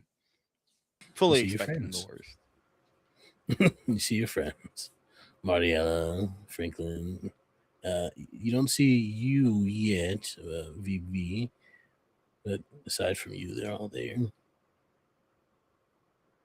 There's a little curious quirk of the head, and I think as sort of dumps out the little bit of feed that they have left and start to sort of walk towards the group, and as they do, they pull out and light a cigarette. I don't know if you can smoke here. It's a national park. Yeah, I guess that's technically true. They haven't yelled at me yet. If they yell at me, I guess I'll stop. Unless it's bothering you, in which case, yeah, I don't mind. I can put it out now. It's fine. No, it's okay. Whatever you need. How are you? I mean, I was doing pretty good. Now I think I'm doing great. It's nice to see everyone I didn't expect. Why are you out here? Just wanted to check in.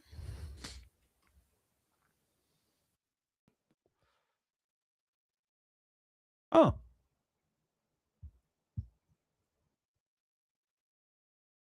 Okay.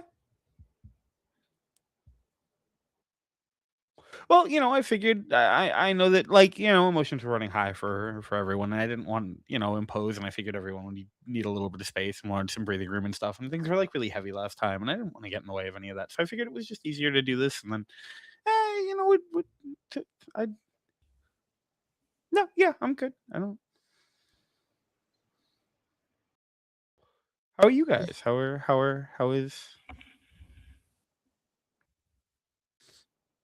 are y'all holding up? Mostly worried about you and hoping you wouldn't think that you talking about your feelings is an imposition on us. At least me. I don't know about everyone else. Oh, not like an imposition, no, but like there's. I mean, I'm fine, right? And I everyone needs space and room and time to feel their feelings, and I think that that's really important. I didn't want to make anything about me because that's just not really helpful at all.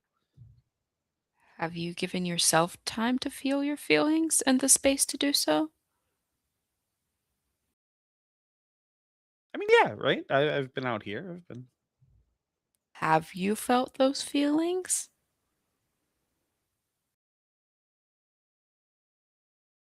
Are there specific feelings that you're asking about now, Not in or just in general? feelings related to what happened, the same reason you gave us space and time.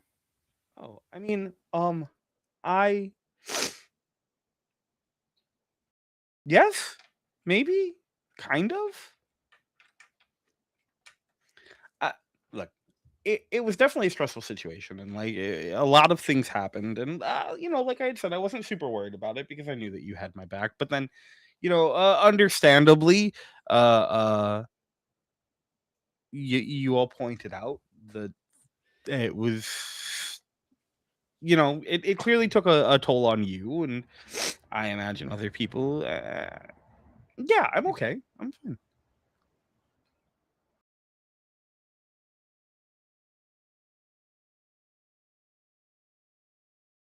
I see what you did there. You and other people.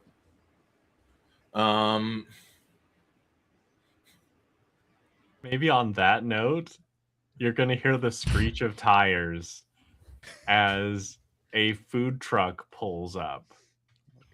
And poking his head out the window, you was going to say, "I'm so sorry I'm late. I had to call in some favors."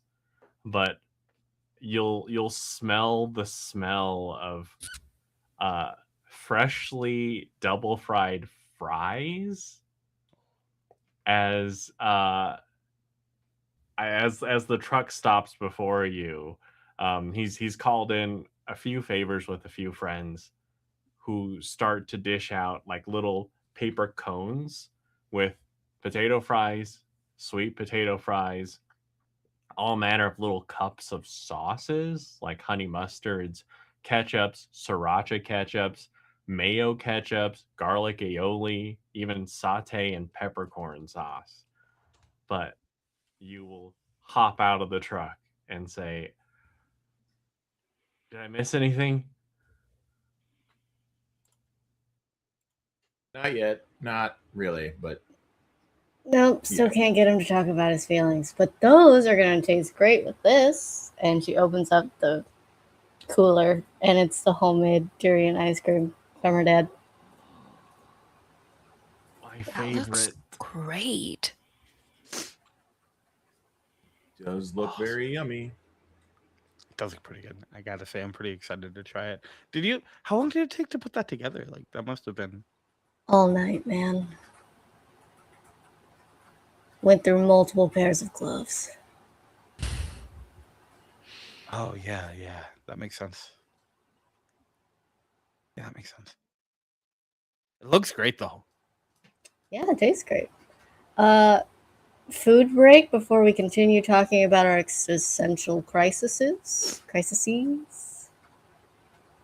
I mean, technically, we could do both, right? Like, we could grab the food and we could probably find somewhere to sit down. Although you'll have to, and they're gonna like motion behind them towards the deer. Probably have to be aware and not, because you don't want them to get to the. Sometimes they get real hungry and they decide that your food is their food, and then you're done. And I don't think that they would enjoy the durian ice cream, not because it's good, but because of what might happen after. Although maybe they also won't like the taste. I don't know, but either way, I think probably a better idea that we like just make sure they don't get to the food. Fair enough. Well, we put up a whole ass barrier just to keep deer out. It can be like everything except deer. Yeah, Mari is gonna, for practice, considering she really enjoys practicing these like little extra things that they use with their cursed technique and cursed energy. She's gonna try and put up a barrier.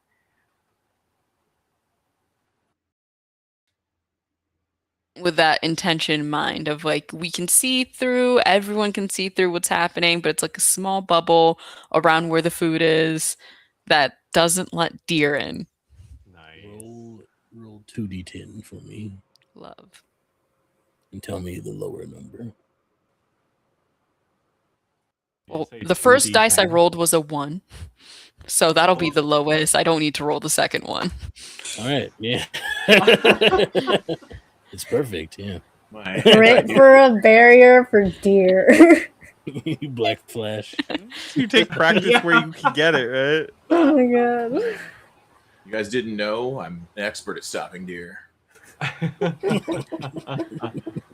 So you joke, and then in like season 2, we end up having to fight some like cursed spirit deer, and that barrier is going to make the difference. There's technique, deer. Curse technique, deer deterrence. Just you wait. Domain expansion, Dewise.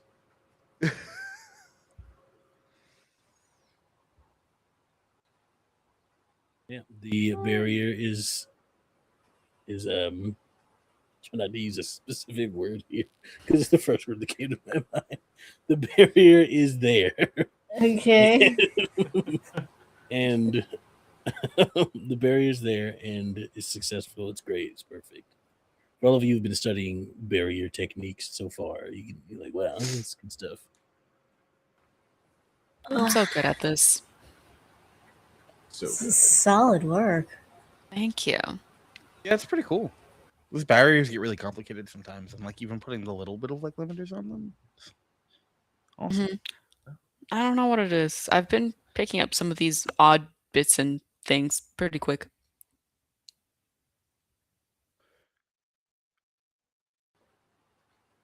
Well, I mean, when you think about it, a lot of it is just kind of like things that slot together really well, and you've always been pretty intuitive with stuff, so that's not really surprising.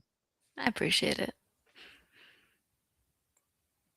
Oh, I snuck into the place last night. I know we can just go in whenever, but I snuck in for fun. Because Leah called me and was being weird. Aren't they always? Yeah. But like, I was talking about how like I was calling my parents and it's like really hard for me to call my parents because they're on the other side of the world, da da da. And then she was like, yeah, they are really difficult to call. That's- yeah. Yeah. Why are they calling your parents? Oh, yeah. So she lied and was like, we keep track of everyone's parents in order. Well, I made up the lie for her, technically. I had to be like, oh, is it because you're keeping track of who our second in line, like the next of kin are? And then she's like, oh, yeah, that's why, you know, like a liar. You gave her an out. Yeah. So, yeah. Franklin. Yeah, your parents are probably like the rest of us. Because, yeah. So, long and short, I went and did a bunch of things because I am an over preparer. And one of the things I was over preparing was maybe sort of life insurance policies because of things. Because I do that sometimes. And yeah, Mark, your parents already have a life insurance policy through the organization with you as the benefactor, which was weird. Like, really weird. Like, really, really weird. Oh yeah, no, that solidifies it. Yeah. So, like, that's a thing. Well, we know where you got your powers. Yep, Just but didn't they say a lot of the people have them since they were born? I just got mine same time everyone else did. Maybe Sure. they sealed it. Oh yeah, that's a really good point. I was reading something about that. Like one of the first nights before they told me I had to go away. One of the times they told me I had to go away. They told me I had to go away a lot of times. Just keep going back, it's fine. Well, yeah, that's exactly what I did. what are they gonna do? Stop you? Right? Yeah, like We're literally the special ones that are able to fight really good. They can't. What are they going to do? Yeah. Not keep us around? Anyways, continue. no, It's exactly. not- So yeah. it does seem like that might be what happened. Is they sealed, but then it's a question of how did it get unsealed? Distress, maybe. I don't know. Near-death experience. I mean, we had the little glowing things on our heads that night. Were we all sealed? Who knows? Well, we all our parents don't work for the organization. That's what I do know. Okay. Cool. None of the rest of us had like weird life insurance policies from parents. That is just a Mari thing. Okay, but just because the life insurance policy is not there doesn't mean that they might not have been a part of the organization. Sure, that's valid. There's no way my dad works for the HQ. He's busy running the restaurant like 24/7. My dad works True. for the embassy. Your dad travels a lot. Are you sure he still works for the embassy? Well, they travel up, like, mostly just in Japan for embassy shit. They don't really leave because that's where they're stationed. I know, but didn't Leah say that like Japan has like the highest number of cursed energy related Right. incidences? That is the thing that was said. Yes. Yep. Yeah, but they've been there for a Shenaniganery. long time. Oh my god, what if there is a cursed energy department in the embassy? That's probably not Actually, that would make a lot of sense. That would probably check out. Well, if you think about how far-reaching they seem to be and all of the things that they have access to, despite the fact that it seems like they're relatively small overall, yeah, Mhm. it makes sense that they would have deep connections like that, especially if there's more of it going on in Japan, at least, probably other places, I don't know. It makes sense that they would have, specifically, if nowhere else, found their way into, like, corner offices that allow them to communicate freely across. No, And have some hand in- I would not be surprised if there's a whole. I mean, let's be clear: the government does shady shit all the time, Oh, yeah. like all the time. Oh no! Yeah. Does that mean that we Okay. might be working for the government? Because then that's a whole different problem. I don't know that I like that. Yeah, just saying that. Just saying. They have good pensions. I was about to say, they have really good benefits if you do work for them. Yeah, but then you have to work for them. Yep, you do, and I'm never a fan. Never a fan. Nope. Well aware. Just historically, not my favorite thing in the world. You all hear a loud crash nearby, and then a familiar voice to you going, "Woo! Yeah!" And if you look over, you see Vera riding on top of what looks like a blue dragon.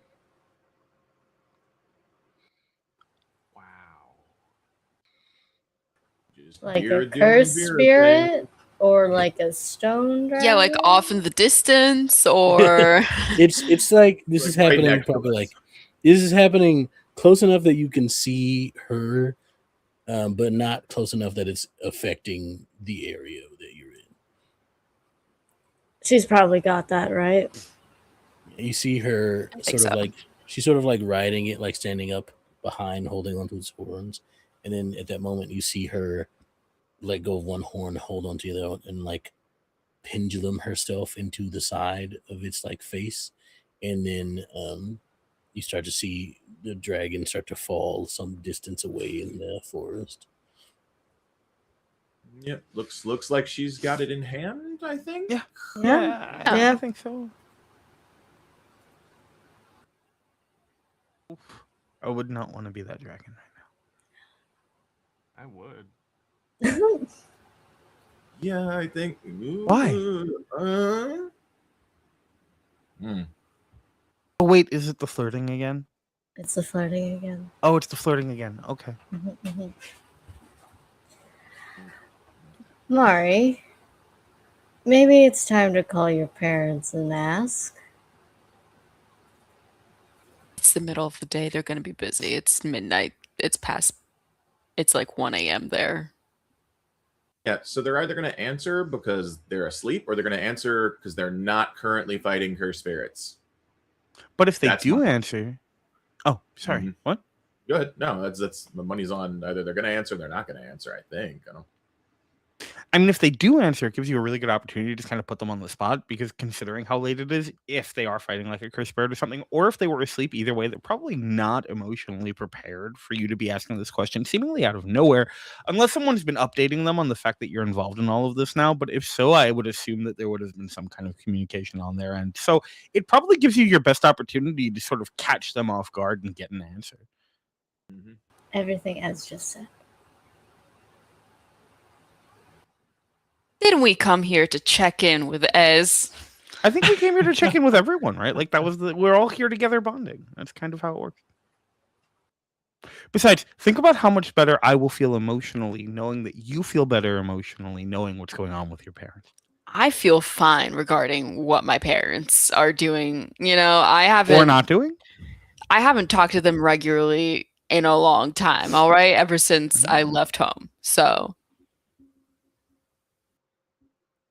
Sure. I'll call them on my own time. It just feels weird. Just saying. Well, let's not put anyone on the spot. Obviously, that's not the reason any of us are here. No one wants to put anyone on the spot. No, we're Mari actually all will here. text. We're all here. No, we definitely were here for your spotlight specifically, my friend. Yeah, no, we're all totally here to put you on the spot. Like that would be a fallacy. That seems incredibly unnecessary. It might be.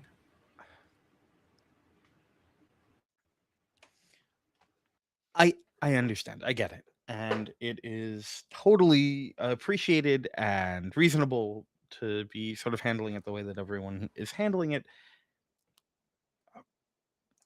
But I promise I'm not going through a crisis right now.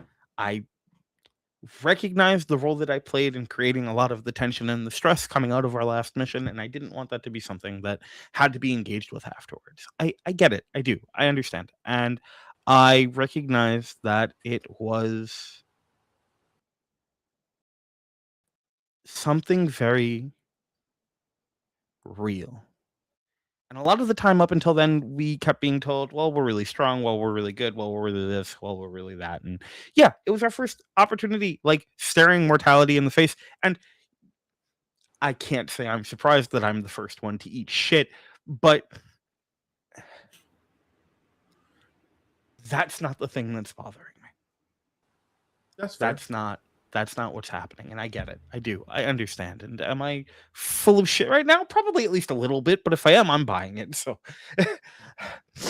but I understand that the best way to be helpful, to be supportive, and to be here for all of you is to not put myself in those situations again. And that's something I'm going to be working to do moving forward.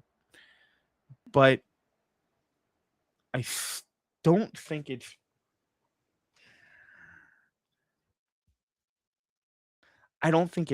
fair to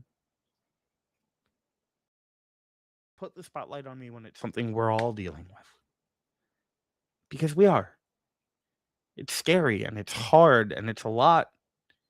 And none of us are bad enough people to walk away from this. Right? Let's be very honest.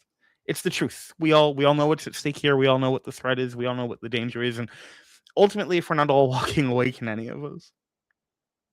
I can't. I know that if any of you are going to continue doing this, so will I. And if none of you do, I probably still would. Even with what happened. There's too much at stake. So, I'm not hiding. Well, maybe I'm hiding. And we can unravel and unpackage that at some point. But I know the part I played. And I didn't want to play that part in your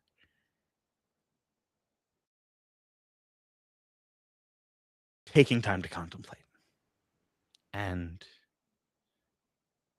figure out what's next.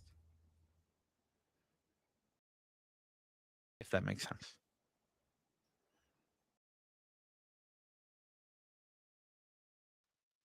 Yes, that makes sense. I think the tiptoeing is around us not acknowledging something happened. Like, we can't all act like something bad didn't happen. And pretending like everything's going to be the same is a fallacy. I think that's the thing that's bugging me. Like, yeah, we all need to be more careful. Yeah, we all need to be on point. Yeah, we're cool. We have powers. We're also stuck in the middle of a bunch of shit without, to be brutally honest, any good mentors. So we got to look out for us. And I know I need to be here. This is the best shot I have for a lot of stuff. Apparently, Mari's a legacy. Didn't even tell us.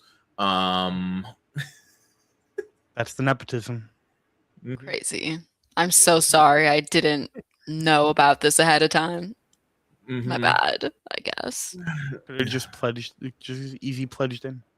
Yeah, easy. Just being a legacy. Just not even. Yeah, it's crazy. Didn't even need to get chased by the scary monster the first time. No, I wasn't there. Couldn't tell you.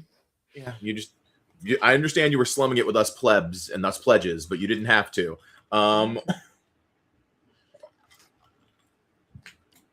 But we need to be looking out for us.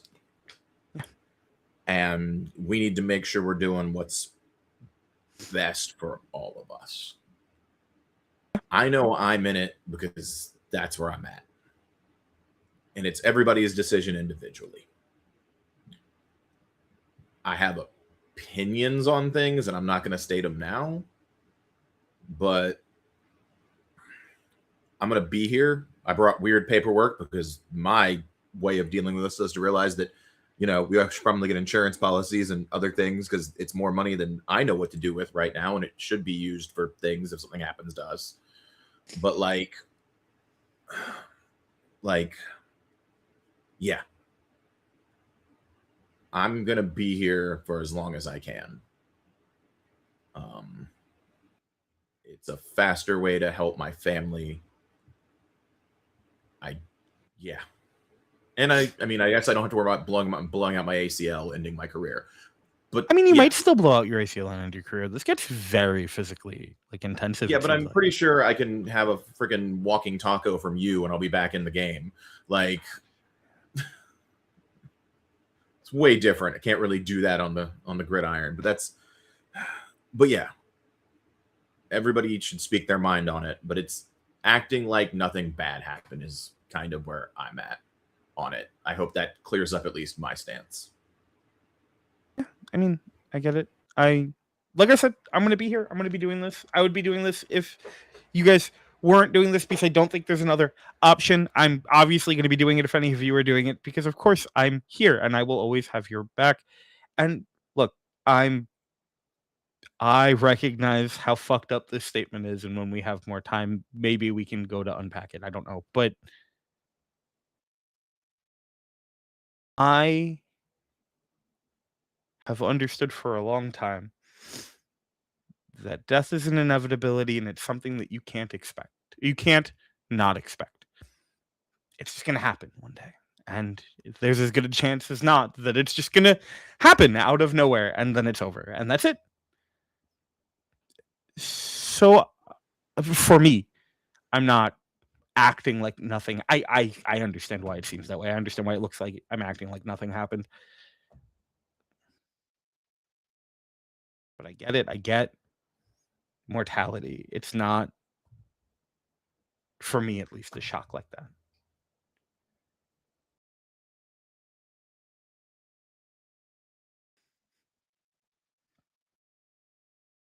For myself, at least. But best believe I'm gonna go down swinging if anyone tries to take any of you out. All the forks I can find. It's not that I'm unfamiliar with the concept of death, obviously, having already lost my mom. I think it was just a shock that it could happen again after already healing from it once. I talked to my dad, speaking in superhero hypotheticals. It's the only way I could get that across. But essentially, he helped me boil it down to the question of what can I live with? And I don't think I could live with myself if I saw cursed spirits roaming around and I didn't do anything about it. So thanks for the life insurance policy. I think I'm going to need that. My dad wants a franchise. Sure, but hopefully if you're kicking the bucket, it's well after I'm dead.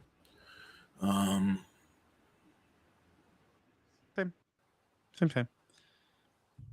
Also, mine's easy because you guys just get whatever comes from it, obviously.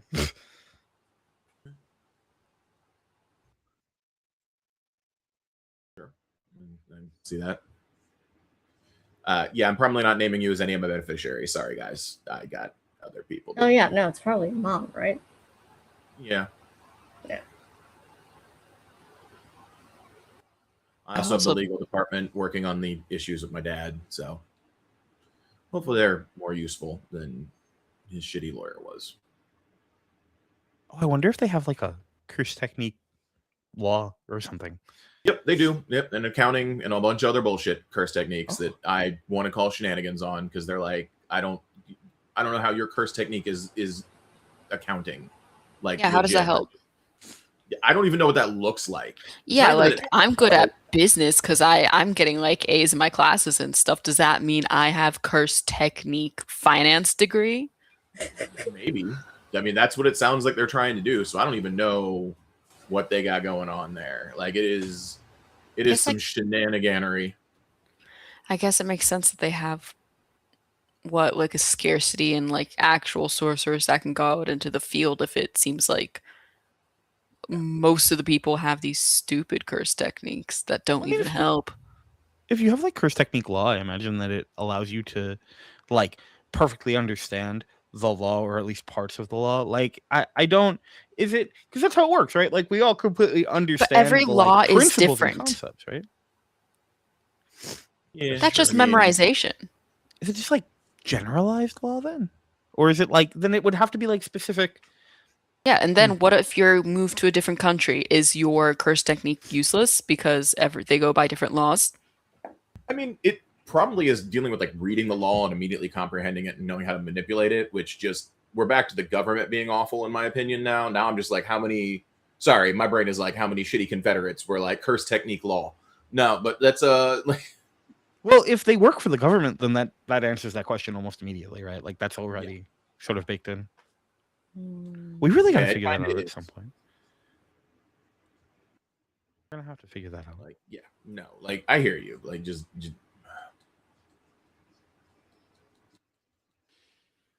I know. Better than curse technique jump, I guess. I don't know. You stomping Goombas on the regular, so curse technique jump still pretty good. Thank you. It's true. Mari, I don't know if it's jump though. You did that whole domain thing, and it was like a disco field. True, I guess. The what now? In the sewers, I made like an indoor like disco tech. Yeah, it was like curse technique dance revolution. It was kind of crazy. Mhm. Mari, that's so cool. What? Yeah, like the domain expansion stuff that they've been like teaching us about. I did it really quick. It was broken like right away, but I did it. See, that's the intuitiveness. There it is. That's awesome. That's so cool. Can you do it again? I'd love to see it. Can you do it? Can you do it like right now? I don't think so. I don't think that's the best idea. Could be wrong. Oh yeah. We were in okay, a you're right. very That's fair. stressful That's probably situation. Yeah, like it was very tiring afterwards. Like I had to really like try for it. Well, if you do feel like you could do it again at any point, just like let me know, and I'll be there like immediately because I want to see that so bad. So Oh, for bad. sure. Next time I make sure it won't break so it actually sticks around and we can listen to the full music. Because like the music Okay. started up and then got cut off immediately because someone built the thing inside my thing, which I think is That's kind of rude. BS. Super rude. That's super rude. Let What me was have my playing? I moment. have to know. What was playing? What was your moment? I got to hear this. Well, But it was just except- fun because like except- you know how like disco floors have like the different squares and stuff that all light up differently. I could also like change the elevation on all of those. So like I was like moving stuff around to like make walls or push me ahead. Again, it didn't last long, but it was cool while it did. A few So seconds. definitely more than curse technique jump. I guess. I guess maybe it's like rave because like jump also you're at it like a club jumping. Oh yeah. Mhm. As the song goes, the club was jumping. Maybe that's part of it. Could be. And Super cool. Is there like a blood test we could take for this? Like some kind of medical test that they can give to be like, this is your curse technique. I mean, I think we asked that at the beginning, and they were like, "You'll figure it out." I mean, Yeah, fair. I'm gonna go back to your parents. They might know. You might want to corner them on that one. That's true. I think it's really interesting because like a lot of the stuff I've read says that you're supposed to just kind of innately know what your curse technique is. And the fact that like there is a level of unsteadiness and uncertainty that we all seem to have to different degrees, it's very weird. It's very, very strange. Well, they were also talking about how we're like artificial or something weird too. So I don't know. I'll Clearly text we're my parents. I won't call them, but I'll text them. You should definitely. That's it. That gives them time. I mean, look. I'm sorry. Nope, Exactly. yeah. You? How are you doing?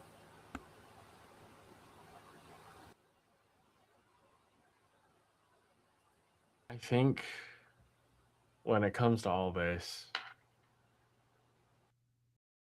if I'm around y'all, then I feel good. I want to be able to help people, but most of all, I want to be able to help you because I care about and love you.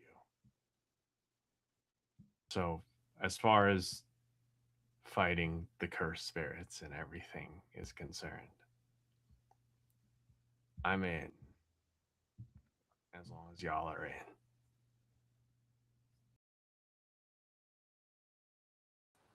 That's 5 for 5.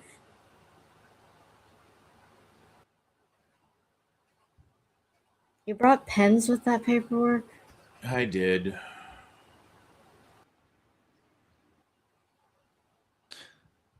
Hey, It was not my proudest moment that I found a life insurance policy situation. It just feels like, yeah. Yeah.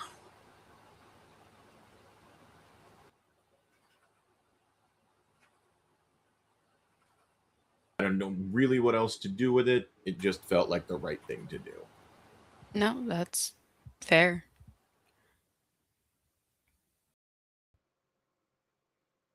I'll grab some of the paperwork and some fries and some sriracha mayo and start digging in to both.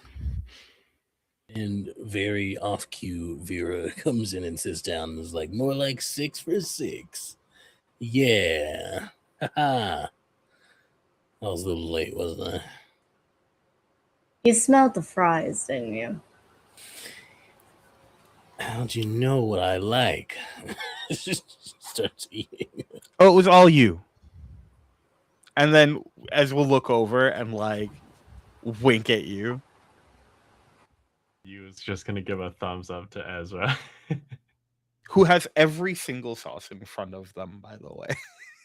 Oh, Oh. good stuff, you. Yeah, I also have like so many sauces in front of me. I truly believe fries are just a dip vehicle. They serve no other purpose. Just And combining Vera- different ones, you got to try them all in different Mhm. combinations. The durian too, ice cream is obviously. also in the center, also for dipping. Vera has dipped a few fries in the ice cream now. I don't know how Wow, I've this never is great. actually tried this before, but holy shit, I have to do this now. That's never, I don't know why that's never dawned on me, but I have to go do this now. You ever done ice cream with fries? I've done ice cream with fries. I've never Oh, done okay. durian ice cream with Ah, fries, okay, which okay. sounds transcendent. Especially like sweet potato fries. Holy shit. I'm Mm. sorry. I'll stop. I got that guy. There's this game again making us all hungry. Yep. Every time. Vera sort of is just like chowing down. Is like, okay, so I heard y'all say that y'all don't know what y'all curse techniques are, and that's bull. I feel like you really don't get it. You don't understand it. It's not there. I have a pretty good understanding at this point. Okay, yeah, mirror stuff, right? You can Yeah. do stuff with mirrors. You're a cook. It's Yep. nice. I mean, So I keep you around. I was pretty sure I knew, and then you told me I was wrong. Yeah, because you're wrong.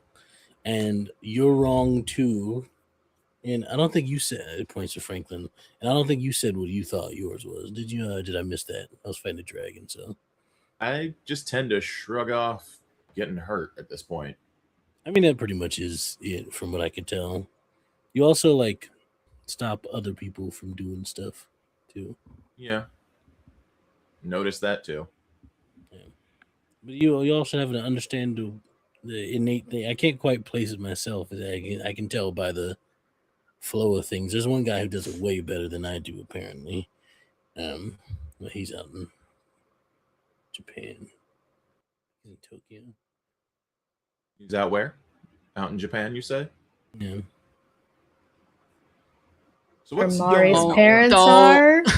So what's going on in Japan's? Oh, a lot of stuff. Oh, I've been doing a lot of digging. So apparently there's this guy out there who actually this probably has some connection to you all.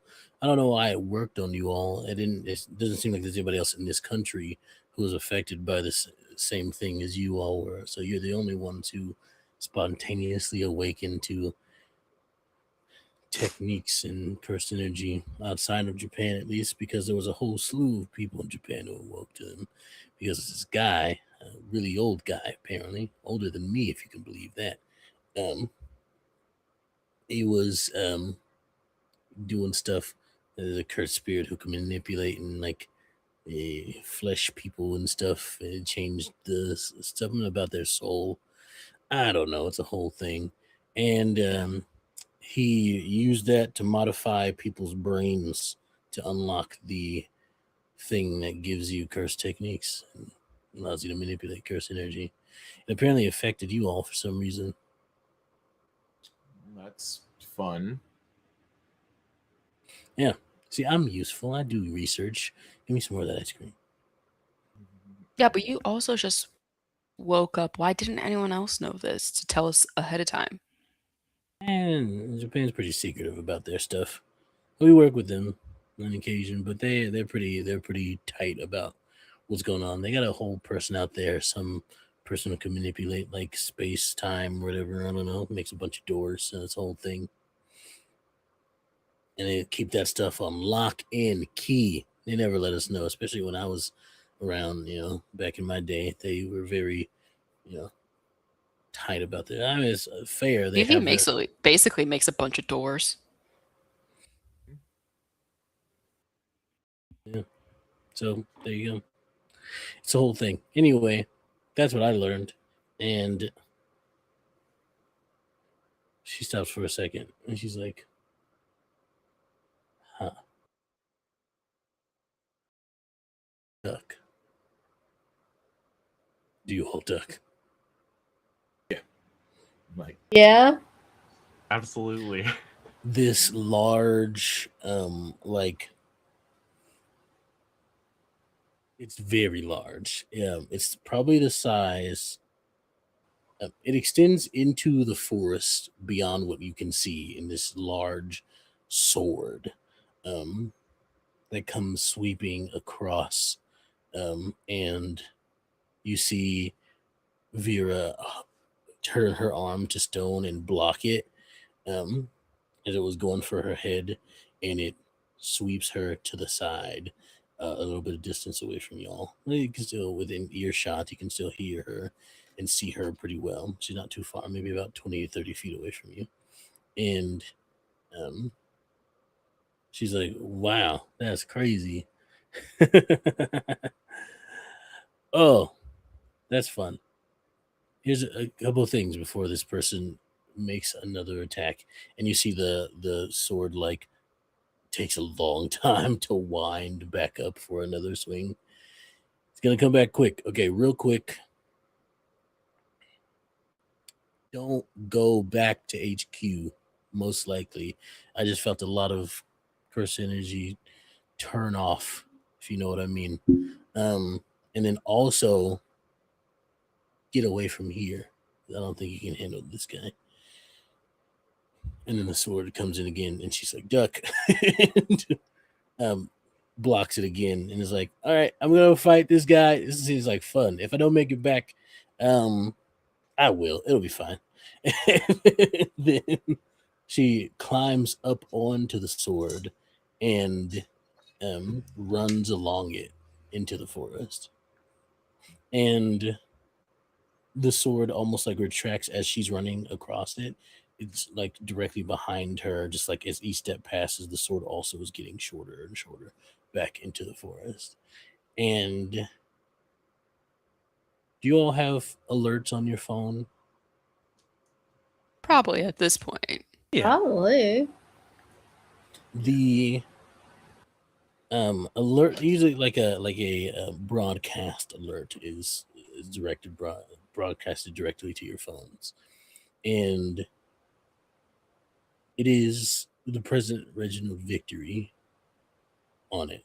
If you try to swipe away, you can't. You cannot close this if you try. And it says, he says, everyone, I have terrible, terrible news to inform you. There's been a discovery recently. A society of a secret society of people have been discovered, and they have been doing bad, bad things to the people of this country for a long time. It is unfortunate that my predecessors did not discover this, or maybe even were in on it. But I'll tell you now that I, Reginald Victory, the greatest president you've ever had, will indeed take the fight to them.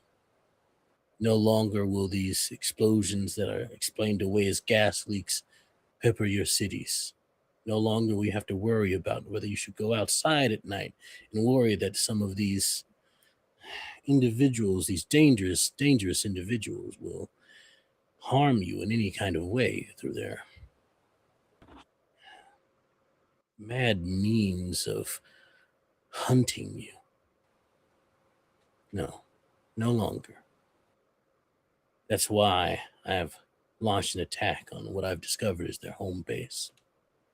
And in the process of apprehending many of them high-ranking individuals.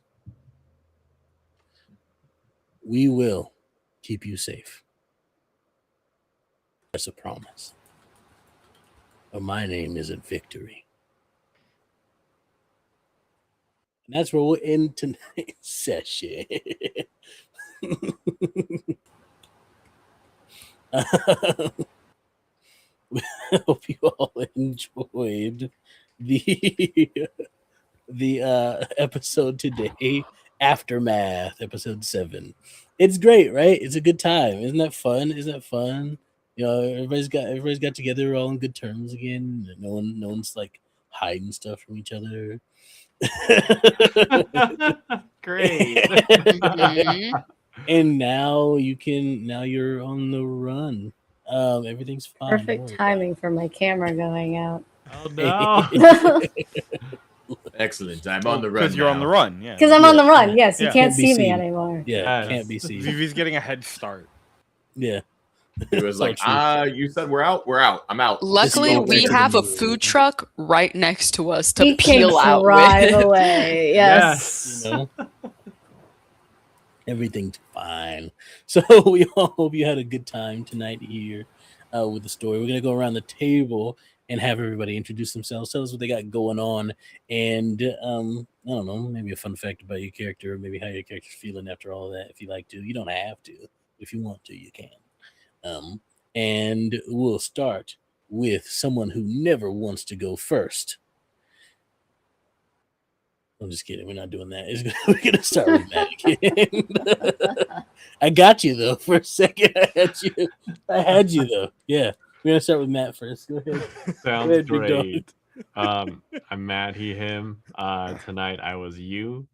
And as far as how he's feeling, you know, I feel like he got the alert and everything, and it's like that's worrisome. But I mean, he did hear some good words from Vera, and so he's riding high on that, and he's jazzed.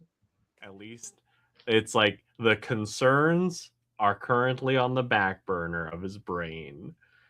I'll popcorn it over to Paul. Hi everybody. I'm Paul. Franklin is like not annoyed and not like I saw this coming, but way more like, are you kidding me? Are you kidding me right now? He strongly suspects that the other Frank sold them out just because he doesn't like that guy. I have nothing. I have no proof other than my gut instincts that that guy could not be trusted.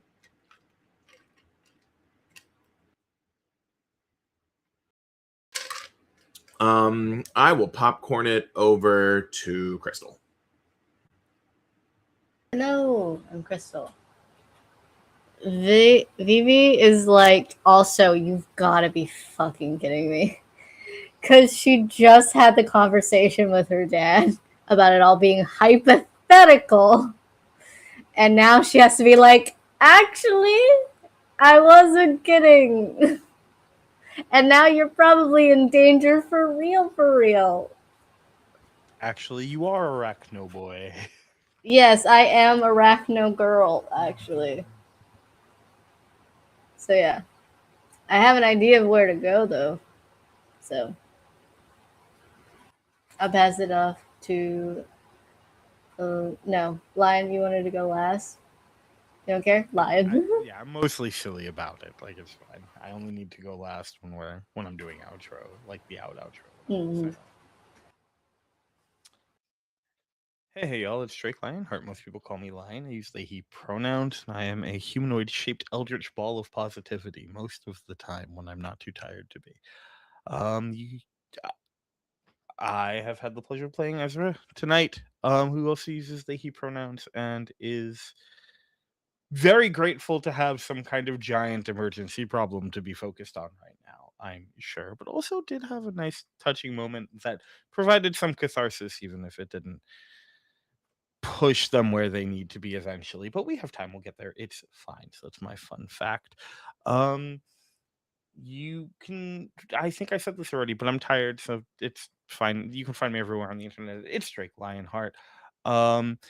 We're gonna be not having too many games for a little while. We're kind of in a reset period. I've been dealing with some medical issues on the side that's had us kind of on the slow burn, but we've got some cool stuff coming up. Also, I'm very excited to announce that I will be coming back to doing my I have words and I can use those words. I know I can use those words. I apologize. I'm not stalling at all. We're going to be coming back to the cozy co-working streams. We got there.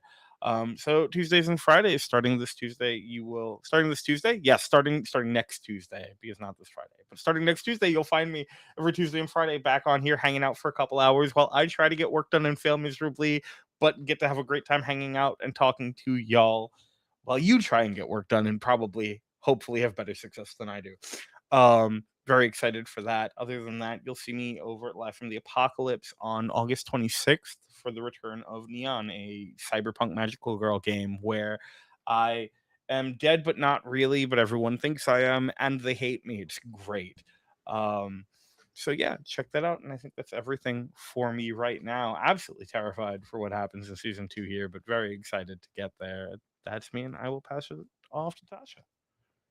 Okay, hello, I'm Natasha. I've played Mari this evening. You can find me everywhere on the internet at Natasha B Cosplays. I post a lot over on Instagram and TikTok. As opposed to streams, you'll usually find any info about any streams I'm on over on Instagram. And for the most part, you'll find me on Don't Kill My Character, but I'm also on some stuff with Streaming Rainbow these days. So please go check that out. I'll be quick with mine. Excel. Hello, and I am Extel. It's good to see you all. You can find me at Extra the King on all of the socials. I am on Don't Kill My Character for a lot of stuff, and I am a social media manager and the resident tail slinger here. And quick thing about War of the Magi. So this is our sort of mid-season finale here. Life stuff has popped up, so we need to take a break. So that's what's happening here. We'll, in the classic anime style, we're leaving you off on a cliffhanger for about 10 years, and then we'll come back with the second half of season 1. So actually the plan is 2 years, but then it's going to end up being 10 years because then in 2 years, like half of the studio staff moves on to other things and our budget gets reset and it's a whole thing. It's actually a reboot. Yeah. It's completely different people. Same characters though. Same characters, just different players playing it. Yeah. Reimagining. Yeah, it's a reimagining. It's War of the Magi-hood.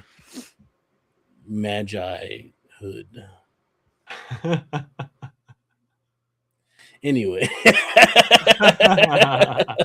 See, that's dangerous because now I want to sit here and have the discussion about O3 and Brotherhood because they're both fantastic. It's fine. I still need to watch. It's fine.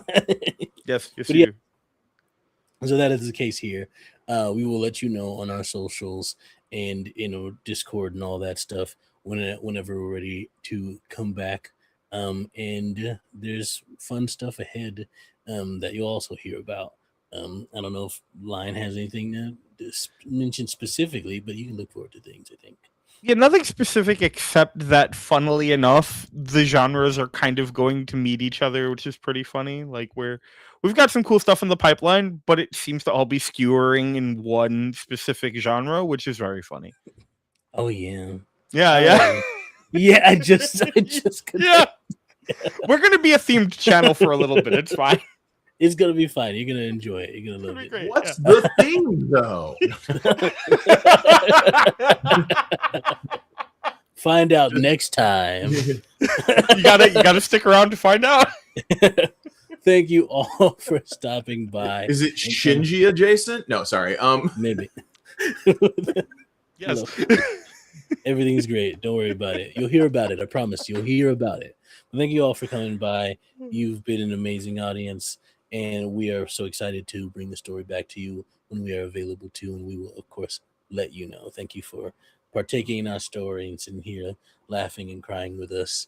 And remember, drink enough water, take care of yourself, and always tell your tales. Good night, everybody. Stick around for the raid.